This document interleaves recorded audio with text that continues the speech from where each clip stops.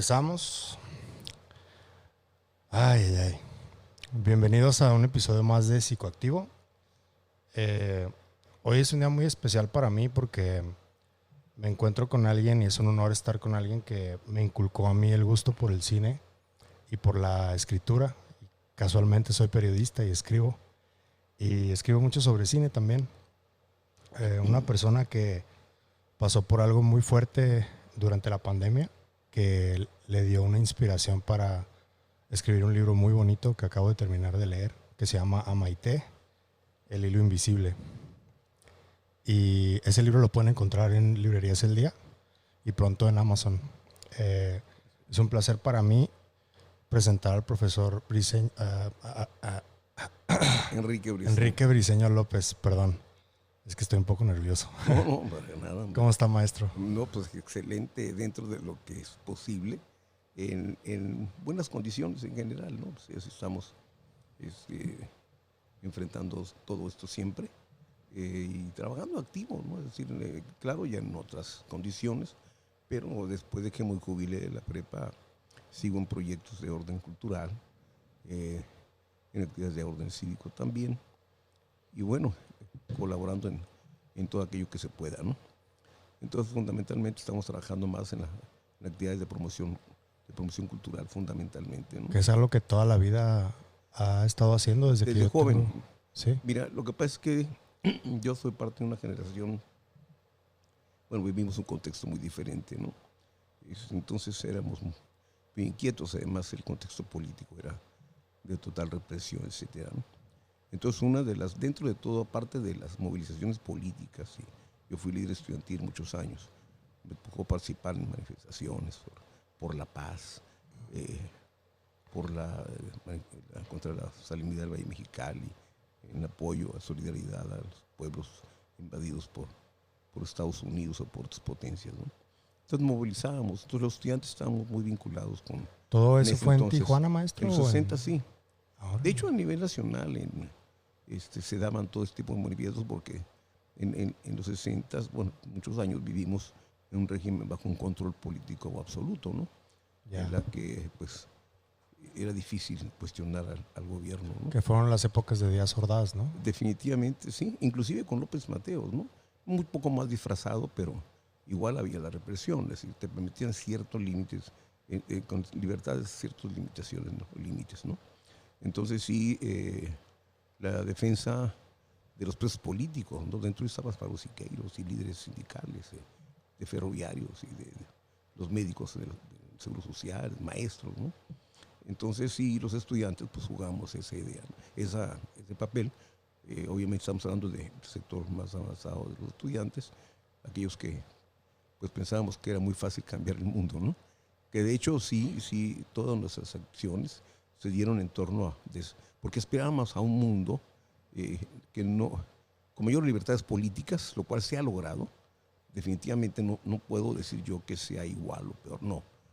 Hubo avances sustantivos en términos de las libertades políticas, ideológicas, etcétera, ¿no? Y bueno, pues así es la humanidad, o sea, hay una diversidad ideológica, cultural, ¿no? Social. Entonces tienes que aprender a descubrir que el mundo es tan diverso, y en aquel entonces, bueno, tenías una visión. Acuérdate que estaba muy fresca la revolución cubana y de alguna manera pues nos inspiraban figuras como el Che Guevara, Fidel y todo eso, ¿no? Pero bueno, con el tiempo pues te vas dando cuenta que hay cosas que sí funcionan y cosas que no funcionan, ¿no? Pero aquí lo fundamental es de que había un compromiso de carácter social. Y dentro de ese contexto, bueno, también trabajamos en acciones de carácter cultural, ¿no? Pues de cineclubs, ¿no? Promoviendo algunas actividades como música latinoamericana, organizándonos como estudiantes, ¿no? Y esa es pues es lo que me tocó hacer, ¿no? En los 60s, en parte de los 70s, ¿no? Hicimos, bueno, mi carrera misma, la carrera inicial, que es el Instituto en Trabajo Social, pues hicimos mucho trabajo comunitario, ¿no? Lo que era ir a organizar a las comunidades. Y bueno, en el campo estudiantil, pues estuvimos también participando en el movimiento de la toma del campestre, ¿no? Aunque no fui líder ahí, pero sí me tocó, pues, parte promover la solidaridad de los estudiantes de Aguascalientes para que nos fuéramos a apoyar todo ese movimiento. Y bueno, y gracias a eso pues tenemos la universidad que hoy disfrutan todos los jóvenes tijuanenses, ¿no? Entonces, la inquietud por las actividades culturales se ha mantenido durante toda mi vida, inclusive en la propia preparatoria, aún cuando yo no tenía una responsabilidad de carácter cultural, algún cargo en ese sentido, pues cuando había proyectos que había que empujar de parte con los jóvenes, pues lo hacías, ¿no? Entonces, pues se crearon ahí talleres de cuento, de literatura, de diferentes géneros. Y bueno, ya después tuve responsabilidad durante muchos años, estuve enfrente de lo que es actividades culturales y eso me permitió también desarrollar proyectos. El taller de danza lo manejó usted también, ¿no? Bueno, pues la maestra en ese entonces, la profesora Carla, Marta Gómez, decíamos Carla, más conocida como Carla, actualmente Fernando López Maldonado. Y en ese sentido, lo que yo vi muy fascinado en la preparatoria de Cárdenas, porque antes de ahí yo trabajé en el Seguro Social.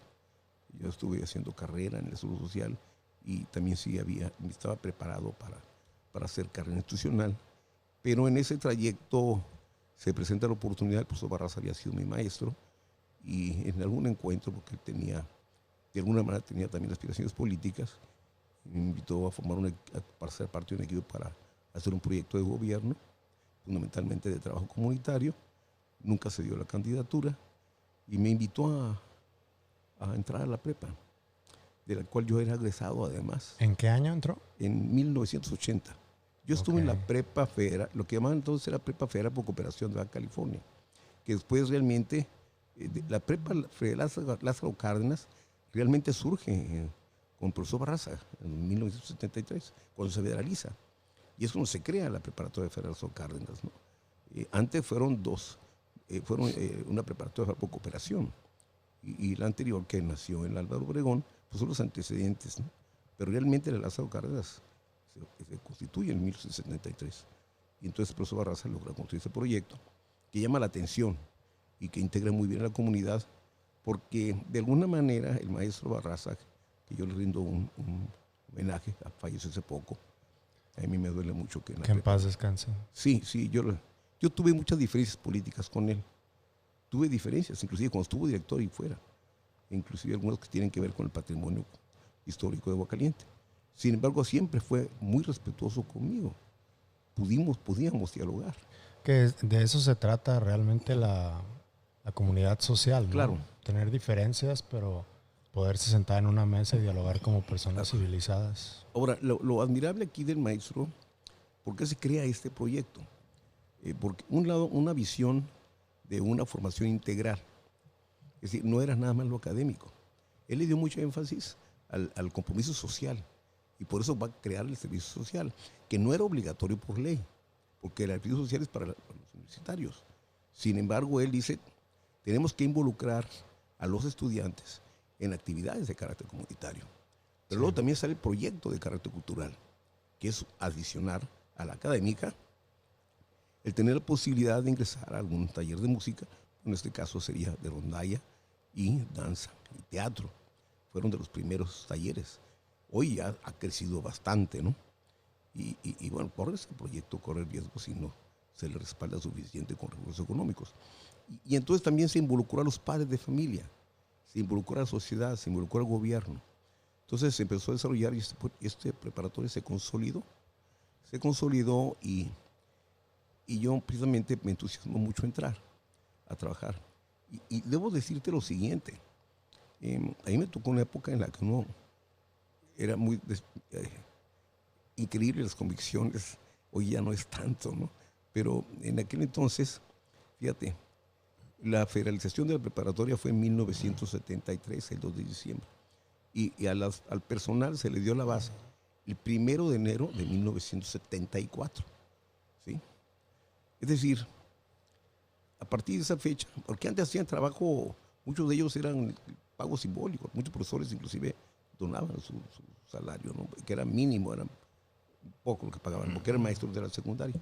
Entonces iban tratando de sacar ese proyecto, ¿no? Entonces, cuando se les da la base, la primera que hacen es que el primer mes de sueldo lo donan para construir el edificio administrativo. Ese fondo iba a ser para construir el edificio administrativo. Cuando yo entro ya en 1980, sigue esa tradición de los de nuevo ingreso aportar su primer mes de salario para ir consolidando la infraestructura de la preparatoria. Yo mismo, cuando yo entré, me dijeron, Enrique, tu primer sueldo va al proyecto de infraestructura. Pues adelante, ¿no? Yo Sí, quiero pues la sí. preparatoria. La mayor parte de mi vida he estado en Aguascalientes. También estuve en la Miguel Hidalgo. Estuve en la primera Miguel Hidalgo, estuve en la Ética, estuve en la 42, en la Boca. Yo estuve en la Poli y Lázaro. En la Ética y en la... Ah, tú estuviste en la Poli. Sí, yo en la Sí, Poli sí, y en la otra Lázaro. escuela con una gran tradición, que además... Los burros. Sí. Por la cuestión del concepto que se venía del internado en el ITI, que se trasladó pues a ese concepto de educación tecnológica y que la Poli pues adoptó el burro del Politécnico Nacional. Pero bueno, esa fue la secundaria que estaba ahí. Y después nosotros, la ETIC, pues yo era el presidente de los alumnos cuando llegamos a invadir en 1963. Entre comillas, porque estábamos en la escuela de Miguel F. Martínez, era escuela nocturna prácticamente para trabajadores, aunque no todos eran trabajadores, yo sí. Y entonces no teníamos edificio y sí se hicieron las gestiones. Nosotros mismos como dirigentes pedimos una vez que estuvo López Mateos, dentro de otras cuestiones planteamos el que se nos asignara un edificio, ¿no? Y se tomó la decisión por el carácter de escuela técnica industrial, que bueno, nos asignaran donde estaba la vocacional, que era también de orden tecnológico, y además más vinculados también con la educación tecnológica, entonces nos dieron parte del hotel, de lo que fue el hotel del Casino. Oh. Y ahí es donde se va a desarrollarla. A nosotros nos tocó ir, si revisamos la prensa de aquella época, vamos a encontrar imágenes de compañeras y compañeros barriendo los patios. Nos tocó levantar las hierbas, porque estaba muy abandonado. De hecho, lamentablemente ese patrimonio fue abandonado por el gobierno federal. Entonces hubo mucho saqueo, mucha pérdida de objetos valiosos y sobre todo deterioro, ¿no? Entonces sí, nos tocó ir a limpiar los salones. Nos quedamos admirados porque cuando entrábamos al hotel, lo que era el edificio, pues volteabas al techo y dices, wow, qué hermosos techos, las maderas labradas, las lámparas, ¿no? Entramos a las aulas y bueno, veías tapiz y veías también los techos y los pisos de duela, que todavía, hay muchas duelas todavía lo tienen los búngalos, ¿no? Sí, todavía. Cerca de 100 años. Sí. Y nos tocaba limpiar, me acuerdo que se mezclaba el acerrín con petróleo. Ese lugar de los búngalos se me hacía muy interesante, está muy... Sí. Parece como la comarca del Señor de los Lástima Anillos. que no se haya conservado, fíjate, ese es el problema de Tijuana, pues que borra su historia muy rápidamente y la sigue borrando. Lamentablemente no ha habido una visión de largo plazo de las autoridades y se ha ido perdiendo mucho del patrimonio histórico, las huellas de lo que ha sido Tijuana. Y ha quedado registros fotográficos nada más, o a veces testimoniales, pero inclusive hay pocos búngalos, ya búngalos originales tal cual, y algunos se han destruido y se han hecho edificios. Ha habido trampas porque han querido hacer hasta spas allá adentro, ¿no? Y realmente eso era propiedad del gobierno federal. Todo eso era propiedad. En algún momento alguien empezó a maniobrar para convertirlo en propiedad privada, como ha ocurrido en muchos espacios naturales en esa ciudad. Sí. Entonces, y se dieron, cuando fuimos ahí, pues se dieron conflictos étic-poli, ¿no?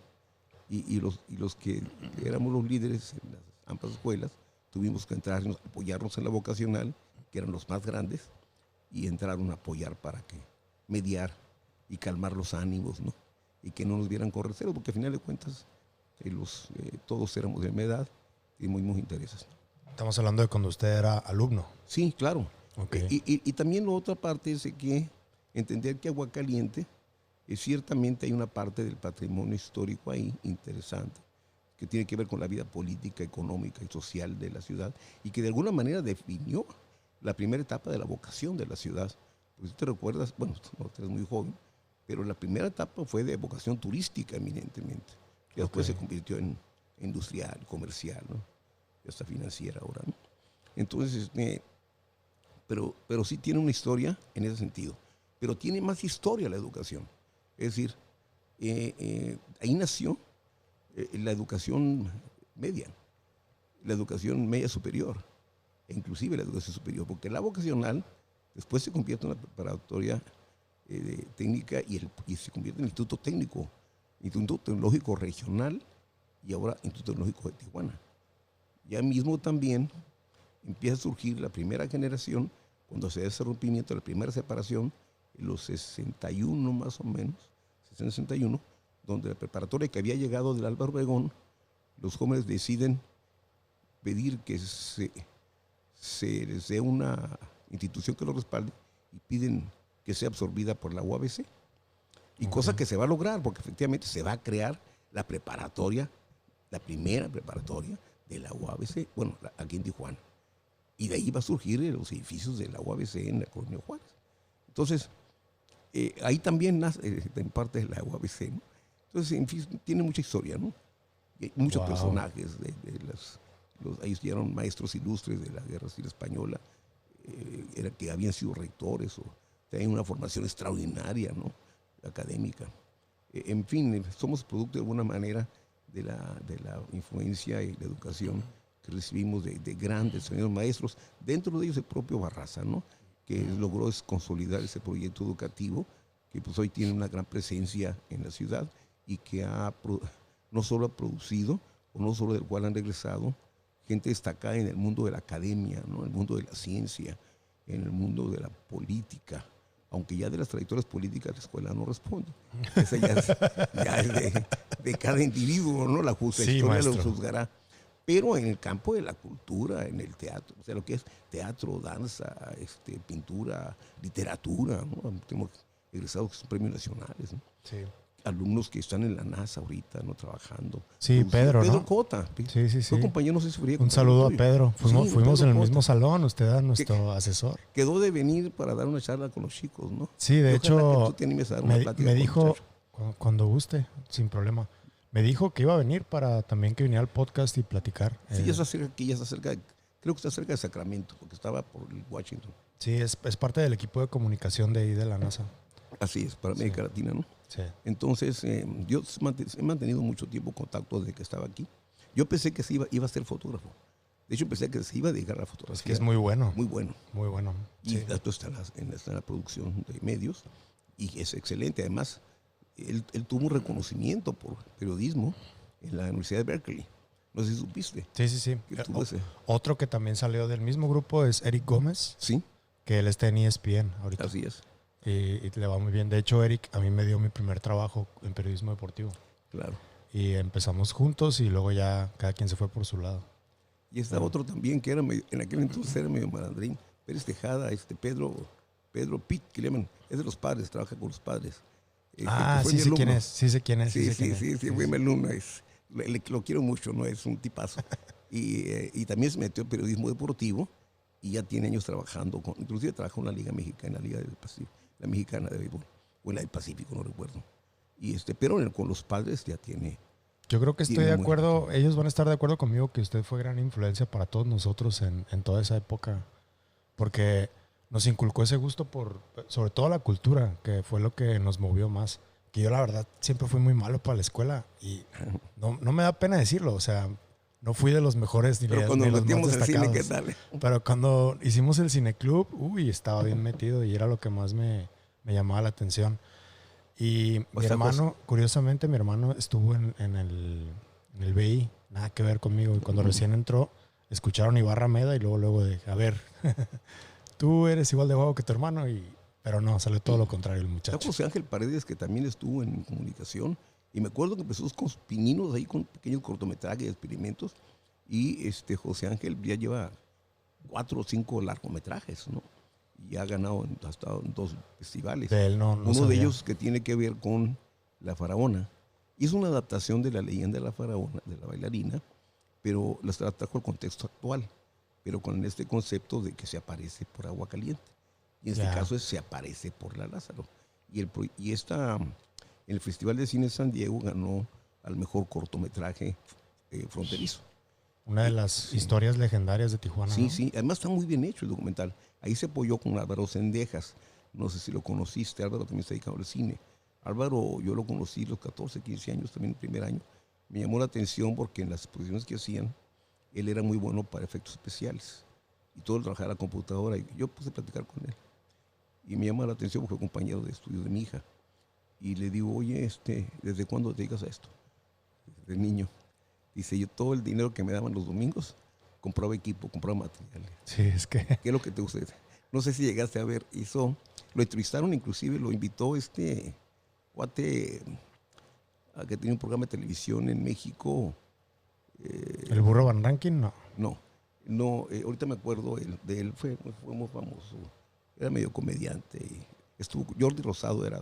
¿Al Ramones? Adal Ramones. Órale. Él lo invitó. Ah, pues sí es más grande que yo, entonces, si sí. ya lo invitaron. Sí, él está ahorita en Canadá, trabajando ya otros, hasta ligas mayores, ¿no? Es excelente para la edición. Y recuerdo precisamente porque algo que me llamó la atención, ya cuando estaba como en cuarto semestre, en unas exposiciones, hizo un video, editó un video, ¿no? Entonces el video es con alumnos en la prepa, y entonces aparecen los cañones de la Segunda Guerra Mundial, los tanques. Entonces iban caminando en la plaza los tanques entre los alumnos, ¿no? Y entonces aparecían los tanques y de repente aparece un avión de esos con el tipo de sonido de la Segunda Guerra Mundial, donde va planeando y va bajando, y cuando llega a la altura de la dirección, suelta una bomba, ¿no? Y sale en pedazos el edificio de la dirección, ¿no? Pero todo eso de efectos especiales, pues. Cuando Adal Ramones andaba con ese rollo de los ovnis, sí. Y junto con Maussan, que decía que había ovnis, ¿no? Bueno, él siempre ha vivido de eso, ¿no? Sí. Pero lo que lo invitaron porque lo que quiso demostrar es que era muy fácil generar efectos especiales. Sí, y sí es. Desde los 90 ya es fácil. Y entonces lo que hacía, me acuerdo, yo tengo ese video, me lo regaló. Y además tengo otros dos que me regaló él, del primer premio que ganó en el Festival de Cine de Morelia. Ganó el mejor cortometraje de su ópera prima. El mejor cortometraje en cine, tercero o segundo Festival de Cine de Morelia. Y me acuerdo porque cuando veo grabar el programa, aparecen como ovnis colgados con hilitos, ¿no? Tipo televisión de los 50, ¿no? Sí, sí, sí. Y de repente se reía. Entonces, ¿se puede hacer esto? Le dan toda la madre a Maussan. Luego después, él muestra ediciones ya que había hecho, por ejemplo, una con imágenes de San Francisco, donde aparecen varios ovnis. Y de repente los ves cruzando por los puentes, etc. Luego de repente aparece otra imagen donde aparece un ovni, dos ovnis. Y entonces de inmediato, ¡fum!, en forma inmediata desaparecen. Y dice, todo esto se puede hacer por la computadora. Qué fuerte. Ya ahorita todo lo que ve uno, pues ya no sabe que es real, ¿no? Lo más triste es que los diputados lo invitaron a presentar no sé qué cosas, ¿no? Pero bueno, eso te habla del nivel educativo que traen nuestros... Fíjese que algo que me di cuenta mucho leyendo el libro, lo mucho que significa para usted la familia. Sí. Me sentí muy identificado con eso porque pues yo también, nosotros pasamos por una etapa muy fuerte con mi mamá, que también estuvo a punto de, muy grave se puso. Ya después sí terminamos perdiendo a uno de sus hermanos y a mi madrina. Bueno, la madrina de mi hermano. Y... Entonces te llegó el libro. Sí, me acordé de muchas cosas y me dio mucho gusto que a Maite lo hubiera acompañado así en forma de estrellita. Estaba muy entretenida esa... Porque yo también en 2014 tuve una experiencia cercana a la muerte y también tuve esa sensación de que tenía un hilo pegado aquí. Se me hace bien raro que tanta gente tiene como esa... Yo lo estaba agarrando, estaba colgado. Así como dicen coloquialmente. Dice, cuando dices tu vida cuelga de un hilo, sí, literal. Yo lo pude comprobar. Sí. Es literal. Y y precisamente es lo que relato, ¿no? Esa es la experiencia más dramática que he tenido. Aunque ya tiene otras experiencias que relato en el libro. Sí, los dos accidentes. Usted, maestro, es un milagro con patas andando. Y que también en aquel entonces, cuando me vieron bajar los bomberos, dijeron, ¿cómo? No está pasó bien, nada. Acá lo empezaron a agarrar. No es posible. Dice, después de ese impacto, las volcaduras, las vueltas que dio en el aire. ¿Ese en qué ciudad fue? ¿Aquí en Tijuana? Aquí en Tijuana, enfrente del auditorio. Oh, manches. Cerca de la altura de Caltasurapan, por ahí. Y luego el del camión, que ese, por suerte, no se murió nadie en eso. No, fíjate que después supe que había habido como 13, 14 heridos. Fui a ver el camión y sí estaba fracturado de un lado. igual yo no supe cómo es que, no tengo, no me queda claro cómo es que simplemente yo cuando se detuvo el camión yo estaba parado ya y sin nada, sin ningún rasguño, sin ningún rasguño. Wow. El instinto de conservación muy canijo, ¿no? Y y bueno, te digo, yo creo que mira, ahorita que tú dices de la familia, ¿no? Yo creo que no sé si ya leíste el libro de Víctor Frankl, La vida en busca de sentido. No lo leí. Yo te lo sugiero, te recomiendo que lo leas. Lo voy a Es buscar. más, no lo compres, yo te lo voy a regalar porque ahí lo tengo. Ay, ¿Sí? muchas gracias. Sí, sí. Te va a encantar. Mira, Víctor Frankl lo escribió ya hace un buen tiempo. Él estuvo en un campo de concentración, médico, psiquiatra. Él desarrolla todo un trabajo sobre eso. Pero como era judío, estuvo en el campo de concentración y le tocó ver de cerca. Hay un relato muy dramático de cómo se vivía en los campos de concentración. Y dentro de esto, inclusive, él mismo, ¿no? Porque lo separaron de su esposa y de su hija. Y él mismo vive ese dramatismo de las condiciones de vida en que estaban, ¿no? Pues los mandaban a trabajar, a picar piedra en invierno, nevando, fueron perdiendo peso, famélicos, casi con ropa desgarrada, comiendo poco, un pan, agua. Es decir, y él llamaba la atención porque llegó un momento, él mismo, llegó un momento en el que se planteó una pregunta, que es donde yo empaté con él, aunque yo no estaba en un campo de concentración, donde yo dije, ahí está ahí en lágrimas, ¿eh? Cuando dije, ¿por qué se aferra uno a la vida, no? Entonces él dice, ¿cómo es posible que toda esta gente, viviendo en estas condiciones de miseria, de desgaste, de agresión, de desnutrición, en condiciones climatológicas extremas, ¿sí? Abandonados, ¿qué es lo que los mantiene con vida? Si mueren van a dejar de sufrir, pero se mantienen con vida. Y llega a la conclusión, igual que la de él, lo único, la fuerza que nos hace mantenernos con vida es la esperanza de volver a ver al ser amado. El amor. El amor. Sí. Entonces el amor se convierte en la fuerza fundamental. Sí. ¿Sí? Y ahí hay algo clave, ¿no? Porque si tú te acuerdas, en la primera parte relato que mi hija me deja en pésimas condiciones, yo tenía el 90% colapsado los pulmones. Sí, De 90-95 dijo. Sí. De hecho, inclusive el radiólogo cuando vio mis pulmones, pues se veía blanco, ¿no? No se veía por dónde entrar el aire. Tenía mi cámara de oxígeno. Sí, que gritó y ahí estaba mi su hija estaba atrás. ahí cuando dijo, no, y si no tiene caso el ruquito no la va a hacer. Qué fuerte. Y mi hija dijo, prefiero saber la verdad.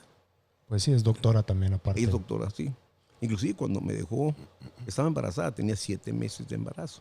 A Maite no había nacido todavía. Tenía 7 meses de embarazo, pero ya sabíamos el nombre, ¿no? Y me dejó ahí, yo ya estaba conectado, no me querían recibir. Una batalla, me hicieron 3 veces la prueba, que yo ya no tenía COVID, eran las secuelas. Sí. No tenía COVID. Y la hospital de la Cruz Roja. Y además del costo, ¿no? Pero estoy súper agradecido con el personal, que nada tiene que ver con que cobren o no cobren, pero el personal, los médicos, las enfermeras, hasta los nutriólogos, mis respetos. ¿No? Lo trataron muy bien. Excelente. No, a ellos mucho les debo la vida, ¿no? Hay una pregunta antes de que siga, que creo que no me quedó muy claro. Del 24 de diciembre, que fue la Navidad, ya ve que se fueron todos a cenar, ¿no? O no, a la celebración. A mí me internaron el 23. Por eso, pero hay un relato donde usted dice que no quería que los dejaran solos y que a una enfermera la jalan. Ok, pero eso sí, lo que pasa es que hay veces no se lee bien el párrafo antes de empezar con las escenas. Yo tuve alucinaciones. Sí. Todas esas alucinaciones los manejo como escenas, escena 1, escena 2. ¿Del 24 al 25 usted estuvo consciente o entre consciente e inconsciente? ¿No se acuerda? Lo sé. Lo que pasa es de que y yo no sabía en qué dimensión estaba. Sí. Yo estaba grave, ¿sí? Sí estaba tan recuerdo. Lo que pasa es que yo no sé si estaba totalmente despierto o era mi mente la que estaba trabajando y estaba viendo eso o lo estaba imaginando. Sí. Entonces, obviamente hay cosas que yo estaba imaginando. Mi cerebro está muy activo. Sigue todavía estando activo en algunas actividades. Vaya en la noche a veces, ¿no? Pero te doy el antecedente. Mi hija, antes de irse, Me dice, papá, por favor, no te sueltes. Primera palabra clave, no te sueltes, agárrate de algo. Y luego me dice, agárrate de Dios. Pero luego se sonríe, porque se acuerda, yo soy ateo. Sí, eso me llamó mucho la Y atención. me dice, papá, ya sé que no crees en Dios. Entonces me agarra mi mano y se la pone en el vientre y me dice, agárrate de Amaité, de tu nieta, te quiere conocer. Pero no te sueltes, por favor. Wow.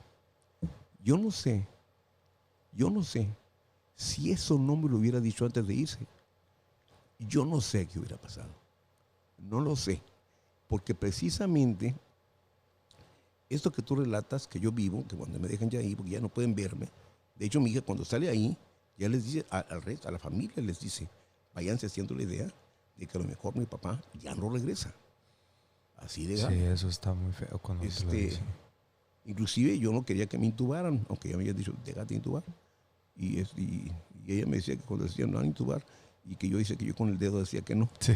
Y ella dice, el problema de conciencia de ella era, si tengo que decidir yo, va a tener que ser contra la voluntad de mi papá, y ese era un conflicto de conciencia, ¿no? Entonces, sin embargo, no hubo necesidad. Y esa parte que tú dices del hilo, es que efectivamente pasan una serie de cuestiones que yo, como no sé si era realidad o no, cuando me iba a visitar mi esposa o una de mis hijas, les platicaba. Y les decía, ¿sabes qué? Está pasando esto, anótalo.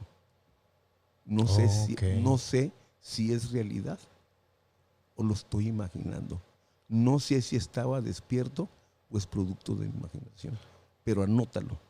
Porque hubo un momento en que inclusive yo, dentro de todo eso, supuestamente iba a entrar un proceso en que me iban a matar, entre comillas, temporalmente, para después poderme reproducir a través de, ¿cómo le llaman eso? Que de repente te reproducen. ¿A clonarlo? Clonarme, así es. Pero eso fue claro, parte de la imaginación. Claro, ¿no? Claro, ¿no? Entonces, sí, yo dije, ¿sabes qué? Mira, me empecé a recuperar, pero me empezaron a mencionar, pero fíjate que me falta que me apliquen una sustancia para poder complementarme. La enfermera que le faltó porque le dio miedo, ya les dije cómo era la enfermera, ¿sí? Y eso lo notaban, todos lo notaban. Pero yo no sabía qué tanto era realidad. No, y hay otro que no platico porque está de risa, pues dije, ¿cómo es posible? Este es el lugar para hacerlo, maestro. No, es una película. No, olvídate. Es como para hacer una película, ¿eh? Pero sí, dije, no, está colgadísimo, ¿no? Pero era parte del proceso mental, ¿no? Y sí, muchas cosas. Lo que sí me daba mucho miedo, y esto por lo que había mostrado, acuérdate que eso fue en noviembre, me empecé yo con el COVID en noviembre. Del 2020, ¿no? 2020, no había vacunas todavía. Y después se fue complicando, aunque había superado, entre comillas, el COVID, pero las secuelas fueron tremendas. Entonces, ya había llegado yo ahí con un contexto de mucha información, de escenas donde había muertos que dejaban abandonados, que enterraban de forma anónima, que los familias ni siquiera se podían despedir de ellos. Muchas familias que no vieron dónde enterraron a sus familias, ¿no? En Europa, por ejemplo, en España, en Italia ocurrió de que de repente había que abrir panteones y echar los cuerpos y decirles, señores, aquí está, pero no sabemos, ¿no? Entonces todo eso yo decía, yo desarrollé mucha empatía por los padres, los madres y padres de los desaparecidos, ¿no? Porque yo dije, yo no quiero que mi familia viva la pesadilla de no saber dónde quedó mi cadáver. Y le pasó a tanta gente. Y le ha pasado a tantos miles que dices, qué terrible. Sí. Y tú lo escribo ahí, ¿no? Sí. Lo escribo ahí en forma, digo, esto lamentablemente pasa en nuestro país y no reaccionamos, ¿no? Sí. Reaccionan las mujeres, las víctimas, ¿no? Parece que estamos esperando que nos pase a nosotros. Esa es una parte que me llama mucho la atención de su libro, donde se pone usted a cuestionar en qué momento cambiamos y llegamos a este punto de falta de empatía. ¿En qué momento pudimos permitir los ciudadanos llegar a este mundo tan inequitativo, tan injusto, con tanta pobreza y con la concentración de riqueza en unas pocas manos? Porque se creyó el discurso del famoso progreso y que con el progreso todo el mundo iba a progresar. Y no, solo un pequeño grupo de empresarios consentidos del poder y aliados del poder político concentramos la mayor parte de la riqueza. Pero además no es solo eso, el problema de empobrecer los hospitales públicos, ¿no? Entonces sí, yo planteo la necesidad, esa es la otra parte, qué bueno que lo abordas, porque en el libro no solo planteo mi caso, sino lo que busco es la reflexión de la importancia que tiene el fortalecimiento de los sistemas de salud pública para que todo el mundo tenga acceso a los servicios de salud. Sí. Porque hay gente que murió en su casa que no tuvo dinero para salir. Sí. Y es imposible pensar que en lugares como, no sé, los países nórdicos y todo eso, allá los políticos trabajan para la gente realmente. Nomás ve cómo viven. La salud es gratis prácticamente, sí, claro. No batallan para comer. Si revisamos la estadística, los países nórdicos son los que menos mortalidad tuvieron. Sí. Y más al sur de Europa, sí, España, Italia sobre todo. España, Italia, parte de Alemania, pero sobre todo España, Italia, Grecia, tuvieron muchos problemas. Sí, claro. Sí. Y sobre todo, si te fijas, en el norte de Italia, donde se concentra un alto porcentaje, creo que es el 60% de no sé cuántos miles de empresas, que se concentra en la actividad económica en Lombardía y esa zona de Italia. A ver, no recuerdo si es Lombardía, pero esa zona del norte de Italia, donde la mayoría de la clase trabajadora. Ahora, eso no quiere decir que no hubo millonarios que murieron, ¿sí? Pero fueron la excepción, es decir, sí. Hubo casos, pero no tanto, la mayoría. Fueron muy contados. Vete en Estados Unidos, el perfil socioeconómico de la gente que murió. Sí, la clase trabajadora. En California, trabajadora. los migrantes, los latinos, los negros, las minorías. Entonces, mucha inequidad. Sí. Y esto es el gran reto de las nuevas generaciones. Y yo por eso me resistía a morir también, porque yo decía, no puedo morirme porque este es el mundo, no es el mundo que yo soñé para mis hijos y mis nietos. Tenemos que seguir trabajando para cambiar este mundo. Sí, que usted es gran parte de lo que ya se ha hecho aquí en la ciudad de Tijuana. Usted aporta con lo que usted sabe hacer. Y eso a mí me parece súper valiosísimo. La promoción cultural sirve para eso. Sí, definitivamente. Mira, yo soy un convencido, y es algo que yo he tenido durante muchos años. Lo viví en la prepa. 5,000 alumnos, 3,500, 4,000 alumnos. Todo aquel joven, todo aquel niño. Lo estamos viendo ahorita con las orquestas infantiles, con el proyecto Do Re Mi Comunidad que se tiene aquí en el estado, que trabajan aquí en el Valle de Mexicali. Esos niños que ya tuvieron contacto con el arte no van a ser delincuentes jamás. No. Encontraron Estoy de acuerdo. Otro sentido de la vida, otra forma de vivir, de ver la vida, de desarrollar más sus emociones. Mira, si algo nos acerca a lo humano, es el arte. Sí. No lo que está en el mercado, ¿no? Que te quieren vender como arte y de forma y es horrible, ¿no? No tiene nada que ver con lo que... La expresión. Sí, no, más que nada porque artística. Hay cosas que te venden como arte, pero sabes, consúmase, cuélguese y luego tírese, ¿no? Sí. El arte trasciende, ¿no? Y te impacta emocionalmente y generalmente el impacto es de carácter positivo. Aunque te tengas que horrorizar ante un cuadro dramático, pero te genera conciencia. Sí, o una película de suspenso también. Claro, el dramatismo te genera conciencia. Hemos visto muchas películas así, ¿no? Pero también te genera buenos sentimientos, buenas emociones. Ahí me decía un maestro, bueno, tuvimos un curso con él, Maynés se apellida, es músico, violinista excelente, y vino una plática aquí. Y dice, el terrible problema aquí es de que tú llegas a un restaurante o un bar, o vas a algún lugar y te aturde la música. Sí. Sales aturdido. Es horrible eso. En cambio, cuando oyes esta música, Vivaldi, a Mozart, tu sensación, tu tranquilidad espiritual, sales en otro nivel. Sí. ¿Sí? No sales acelerado. Imagínate tú cuando yo vivo en Playa de Tijuana, ¿no?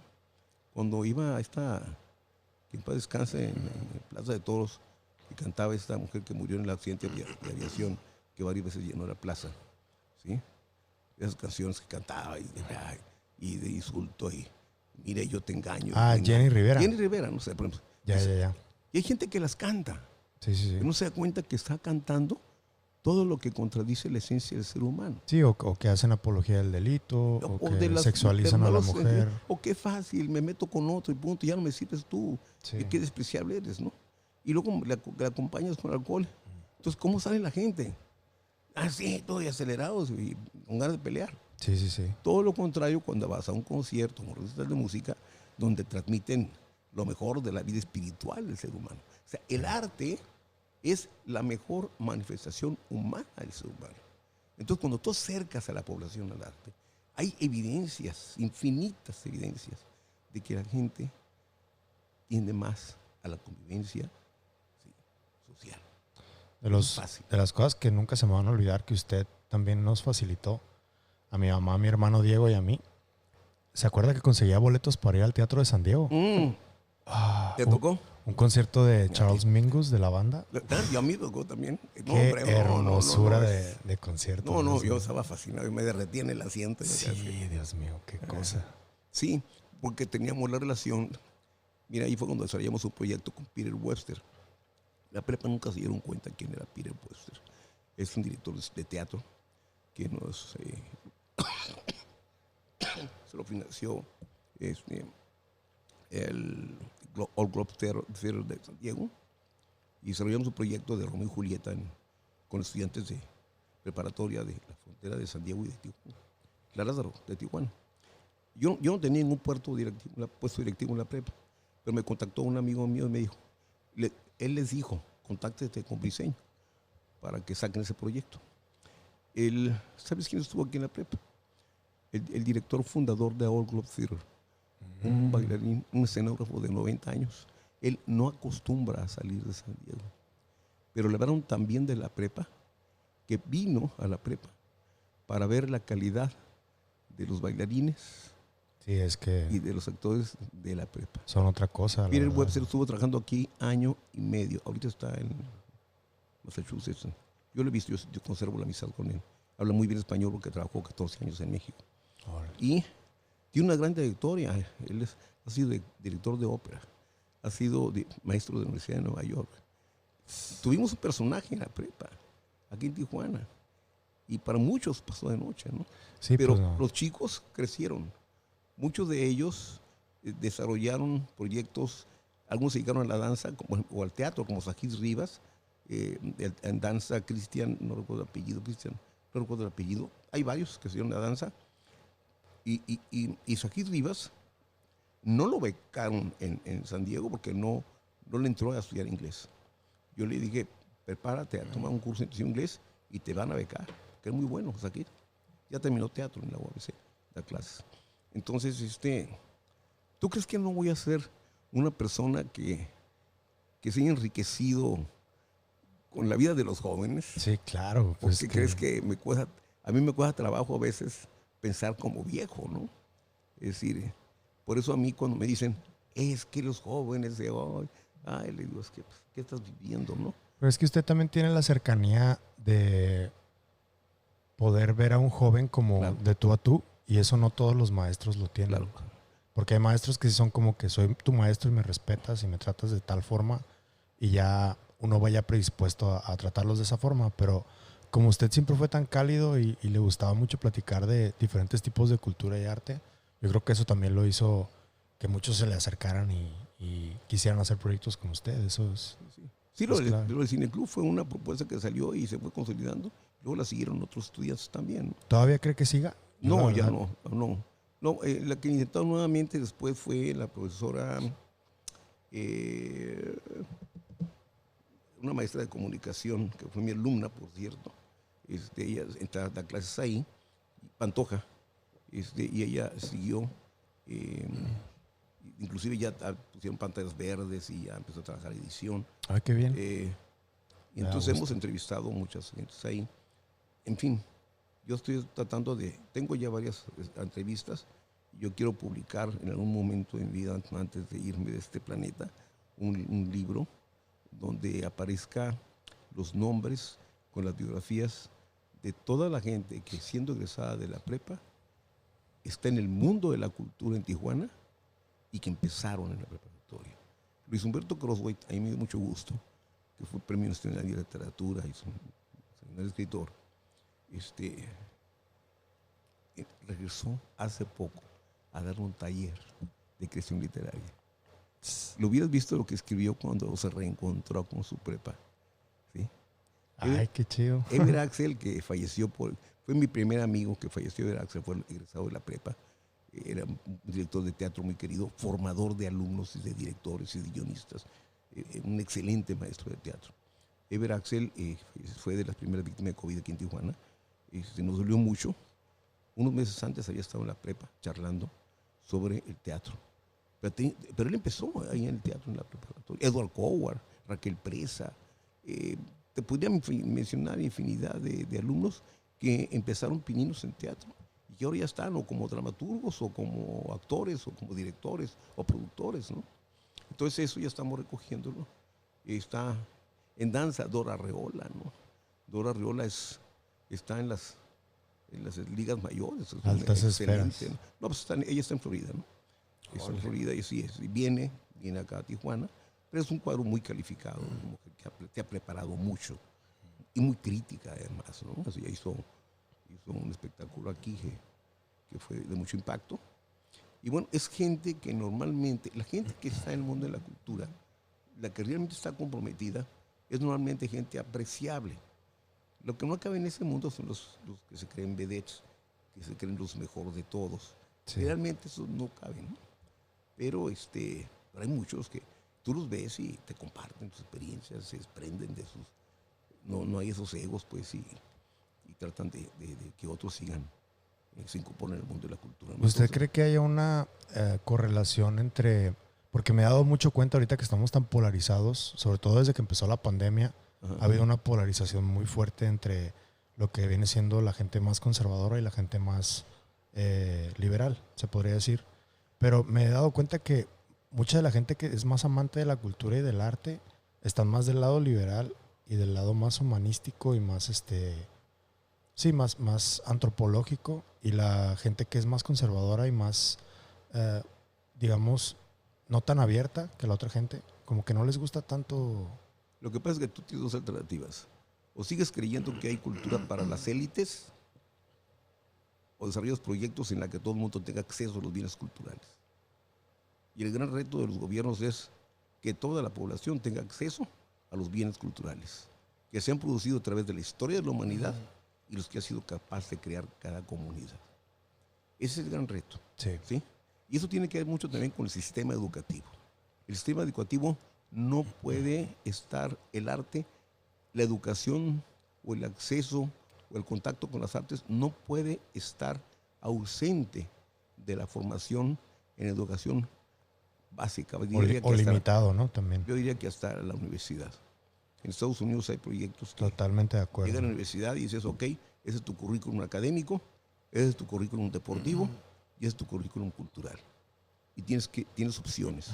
Tienes que hacer ejercicio, tienes que estudiar, tienes que desarrollar una actividad de carácter artístico o cultural y además dejar tiempo para la convivencia social. Sí. Porque no se trata de ser ermitaños, sino que también aprender a convivir en sociedad. Entonces, lo que necesitamos es fortalecer los sistemas educativos. Es una. Y la otra es que todo el mundo tenga acceso a la educación. Eso es importantísimo, ¿no? En las mejores condiciones posibles. Y por eso es importante también dedicar un gran esfuerzo ahí en recursos para que garantizar la alimentación de la gente sobre todo más pobre, más marginada. Los niños de sus unidades más marginadas deben tener acceso a la educación, a la alimentación. Sí. Si no se alimentan no van a aprender. Sí, es que hay no daños, pueden estar secuelas, distraídos claro. en quererse estar alimentando y al mismo tiempo educándose. No. Y revisar muy bien las estrategias de orden pedagógico. Pues cada región es diferente, cada estado es diferente. Entonces sí considerar esos aspectos. Y yo creo que la única posibilidad que tenemos de salir de todas estas crisis nos va a llevar un buen rato, porque durante muchos años se descuidó todo esto, ¿no? Y se trabajó mucho lo de... A mí me chocaba mucho, ahora que estuvieron esos cuates gobernando, me chocaba mucho que me hablaran, metemos una materia prima aquí, la metemos al proceso y vamos a sacar este producto. O sea, como si el alumno fuera como si fuera una fábrica. Sí. Como si las escuelas fueran fábricas, ¿no? Y como si estuvieran trabajando con seres no pensantes, ¿no? Entonces, ese enfoque de hay que ser competitivos, sí, hay que estar preparados, pero la formación debe ser integral. Yo creo que esa actitud se debe mucho a la relación tan fuerte que tiene la política con los conglomerados. Claro. y con las grandes empresas. Y lo que pasa es que, mira, hay poca disposición para el diálogo en este país. Lamentablemente, es algo que yo también critico, aunque estoy de acuerdo con algunos proyectos, pero otros no. Yo espero que en los próximos 6 años seamos capaces de sentarnos a dialogar para ir construyendo un proyecto de país en la que se vaya integrando la comunidad, se vaya integrando la sociedad. No podemos acostumbrarnos. Yo ayer compartí en el Facebook un discurso de Cecilia Suárez que pronunció ante la ONU hace unos días. Sí, lo vi, está Impresionante. fuertísimo. Claro, Fuertísimo. no podemos acostumbrarnos a la violencia, no solo contra las mujeres o los niños, En general. simplemente a la violencia en general. Contra Sí. los animales también hay Claro. muchísima. Hay áreas de acción que le competen al gobierno, a la policía, al ejército, etc. Y hay áreas que le competen A las la sociedad, familias. a las familias, Sí. a las comunidades, a los gobiernos municipales. Entonces, en la medida en que cobremos conciencia de que somos parte de una comunidad y que lo que ocurre en esa comunidad nos va a afectar, pues vamos a querer que los gobiernos funcionen bien y que no nos acostumbremos de que cada año, después de cada lluvia, se bachea la ciudad nuevamente. Y se bachea mal, además, ¿no? Entonces, eso de acostumbrarse a ver calles destrozadas y que los bacheos son de mala calidad, pues tiene que cambiarse a una posición más de mayor exigencia, ¿no? Te estoy hablando en general de cómo en la medida en que nosotros mejoremos los niveles educativos y aprendamos a dialogar y a exigir, ¿sí? Rendición de cuentas, transparencia, en esa medida puede cambiar las cosas, ¿no? Pero mientras tengamos actividad, pasividad, eso es difícil. Y también hay mucha corrupción que no permite que haya ese diálogo, ¿no? Sí. Lo que pasa es que obviamente hay intereses, pero tú no tienes que trabajar con la gente que pueda dialogar. Sí. Obviamente quienes se han privilegiado de todo esto, pues no quieren perder los privilegios. Y aquí lo que se trata es de que todo el mundo pague lo que debe pagar. Sí. Y hay una entrevista muy buena que le hace una periodista, no recuerdo, a la Patricia Armendáriz, creo, que ahora se va a hacer candidata a la gubernatura de Chiapas. Y me gustaría que te lo voy a enviar. Ok. Más allá de que algunas cosas pudieran no estar de acuerdo, en general hace un planteamiento clarísimo de la importancia que juega la iniciativa privada, el formar empresarios con vocación social. Sí, que quieran en el desarrollo ayudar, del país. ayudar Claro, a la gente. Sí, porque los hay, sí, hay. los hay. Sí. Sí, nada más que al mismo tiempo que sean desarrollados empresarios, no nos han permitido desarrollarse en plenitud, por lo que tú mencionas, el sistema corrupto, ¿no? Sí, y es Te doy que el permiso, pero si me hace socio. yo creo que el problema es que llegan a cierto nivel en donde ya tienen que corromperse, si no, no los dejan subir más. Ese es el problema Eso se para trata mí. de evitar. Sí. Por eso tienen que estarse renovando los gobiernos y seleccionar a los mejores y sobre todo mantenerse vigilantes. Mira, el otro elemento que ha influido mucho, yo pienso después de la pandemia también, y quizás un poco antes, y eso está bien planeado, no es casual. Las redes sociales, esa famosa creación de los mundos virtuales. Sí. El problema es que la gente se le lleva más metido buscando likes, Pues es una adicción como cualquier otra, ¿no? pero te distrae Sí. de lo fundamental. Sí. ¿Por qué dejaron crecer el problema del narco? Cuando pierdes la capacidad de análisis, porque es que no combate, ¿cómo que abrazos, no abrazos? Espérame. El problema del narcotráfico tiene 50 años en este país. Sí. Pero además se consolidó con Salinas. Sí. Se consolidó en cierto momento y ahí está Manuel Buendía, por eso lo asesinan. Porque él empieza a mencionar cómo se va infiltrando en las altas esferas del gobierno. Entonces, dicen, es que lo combaten. No. Tienen capacidad pues, increíble. Sí. No vas a exponer la vida de miles de gentes. Mejor dedícate a reducir su capacidad de reclutamiento, ábreles mayores oportunidades a los jóvenes Para que se y eduquen. gradualmente vas combatiendo por áreas. Sí, poco a poco. A las pequeñas, etcétera, y vas gradualmente, ¿no? Porque además el problema es complejo, es de carácter internacional, ¿sí? El poder es financiero, es increíble. Entonces sí es importante pues entender que eso lo que nos va a salvar aquí son, uno, fortalecer el sistema educativo, ¿sí? Otro es el tener una mayor participación social por una exigencia en las formas de gobernar, ¿sí? Y que los recursos se manejen con transparencia. Y el que se extienda los beneficios sociales para que la gente tenga garantizada, la gente originada, a los alimentos, ¿sí? A la salud, y pueda desarrollar un proyecto de vida digno, ¿no? Es decir, yo ciertamente,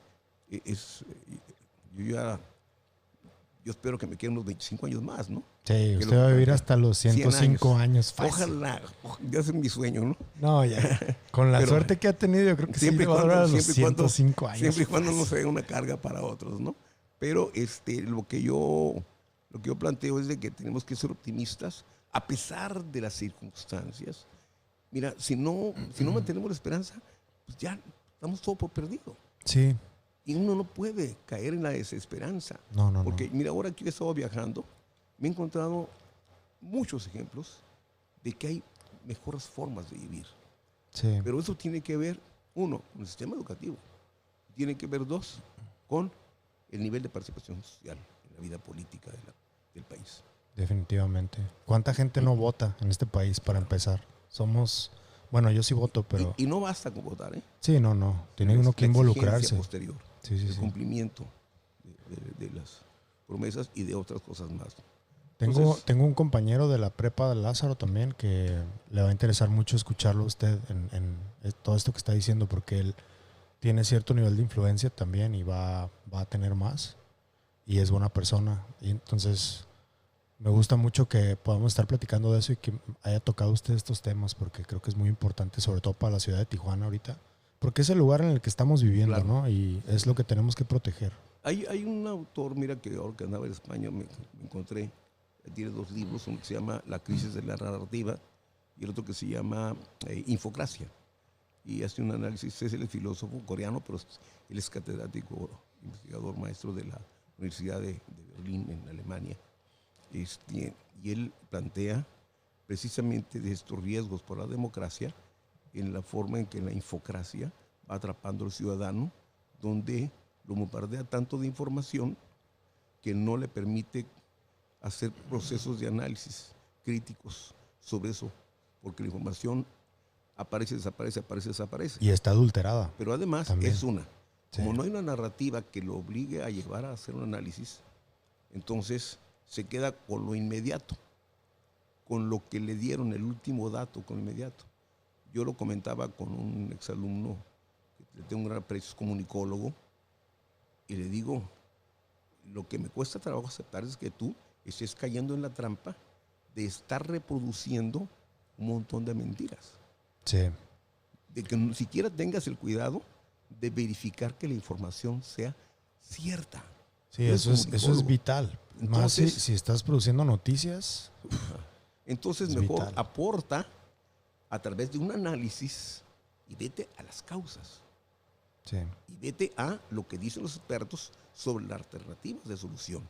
Yo leí ayer un artículo de Leo Zuckerman que hablaba sobre Hop. Lamentablemente falleció Hop. Era un experto en seguridad pública. Y precisamente una estrategia que mencionaba él era vamos reduciendo la capacidad de cooptación a las bandas del tráfico. Y la alternativa es gánalos tú.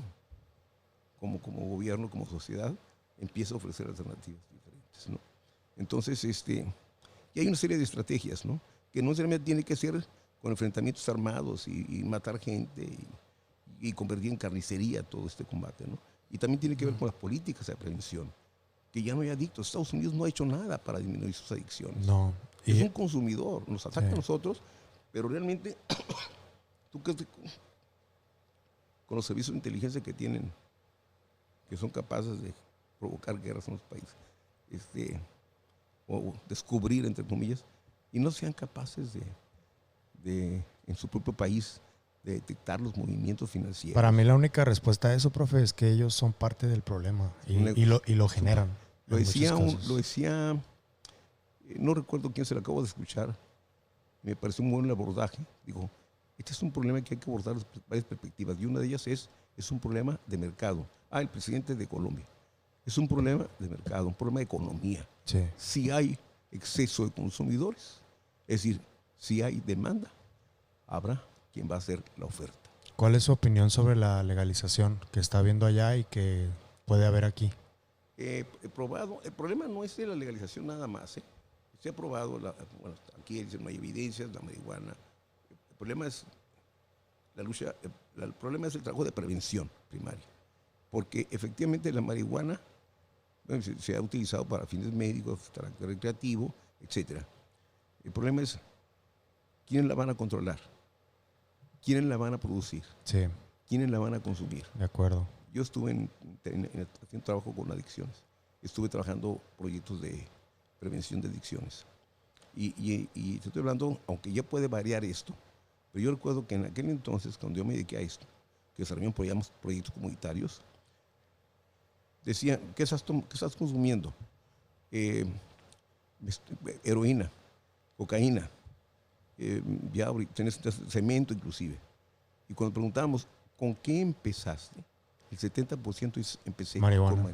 Sí. Porque llega un momento en que ya es insuficiente y buscas drogas mayores. Más ahorita con el fentanilo que es. Sí, que también tiene mucho que ver con el tipo de educación que uno recibió en la familia. Claro. Todo eso, toda esa escalación. Es multifactorial. O sea, sí. el problema es verlo con un solo enfoque, ¿no? No. El problema de las drogas es multifactorial. Sí, aparte no es blanco y negro. No. Tienes que verlo con todos los aristas e ir atacando a algunos de ellos, ¿no? Y uno de ellos que se tiene planteando desde hace muchos años es la prevención primaria. Es decir, que no haya más adictos. Sí. Pero tiene que ver, mejora las condiciones de vida para que la gente no se deprima. Sí, y que vamos a lo mismo. Y que no busque salidas falsas. El consumo de productos culturales ayudan a eso, claro. a que la gente no esté deprimida. Si no, esto se convierte en una moda. Sí. Sí, lamentablemente en una sociedad de mercado hay productos que se convierten en modas, ¿no? Como esos vapeadores, ¿no?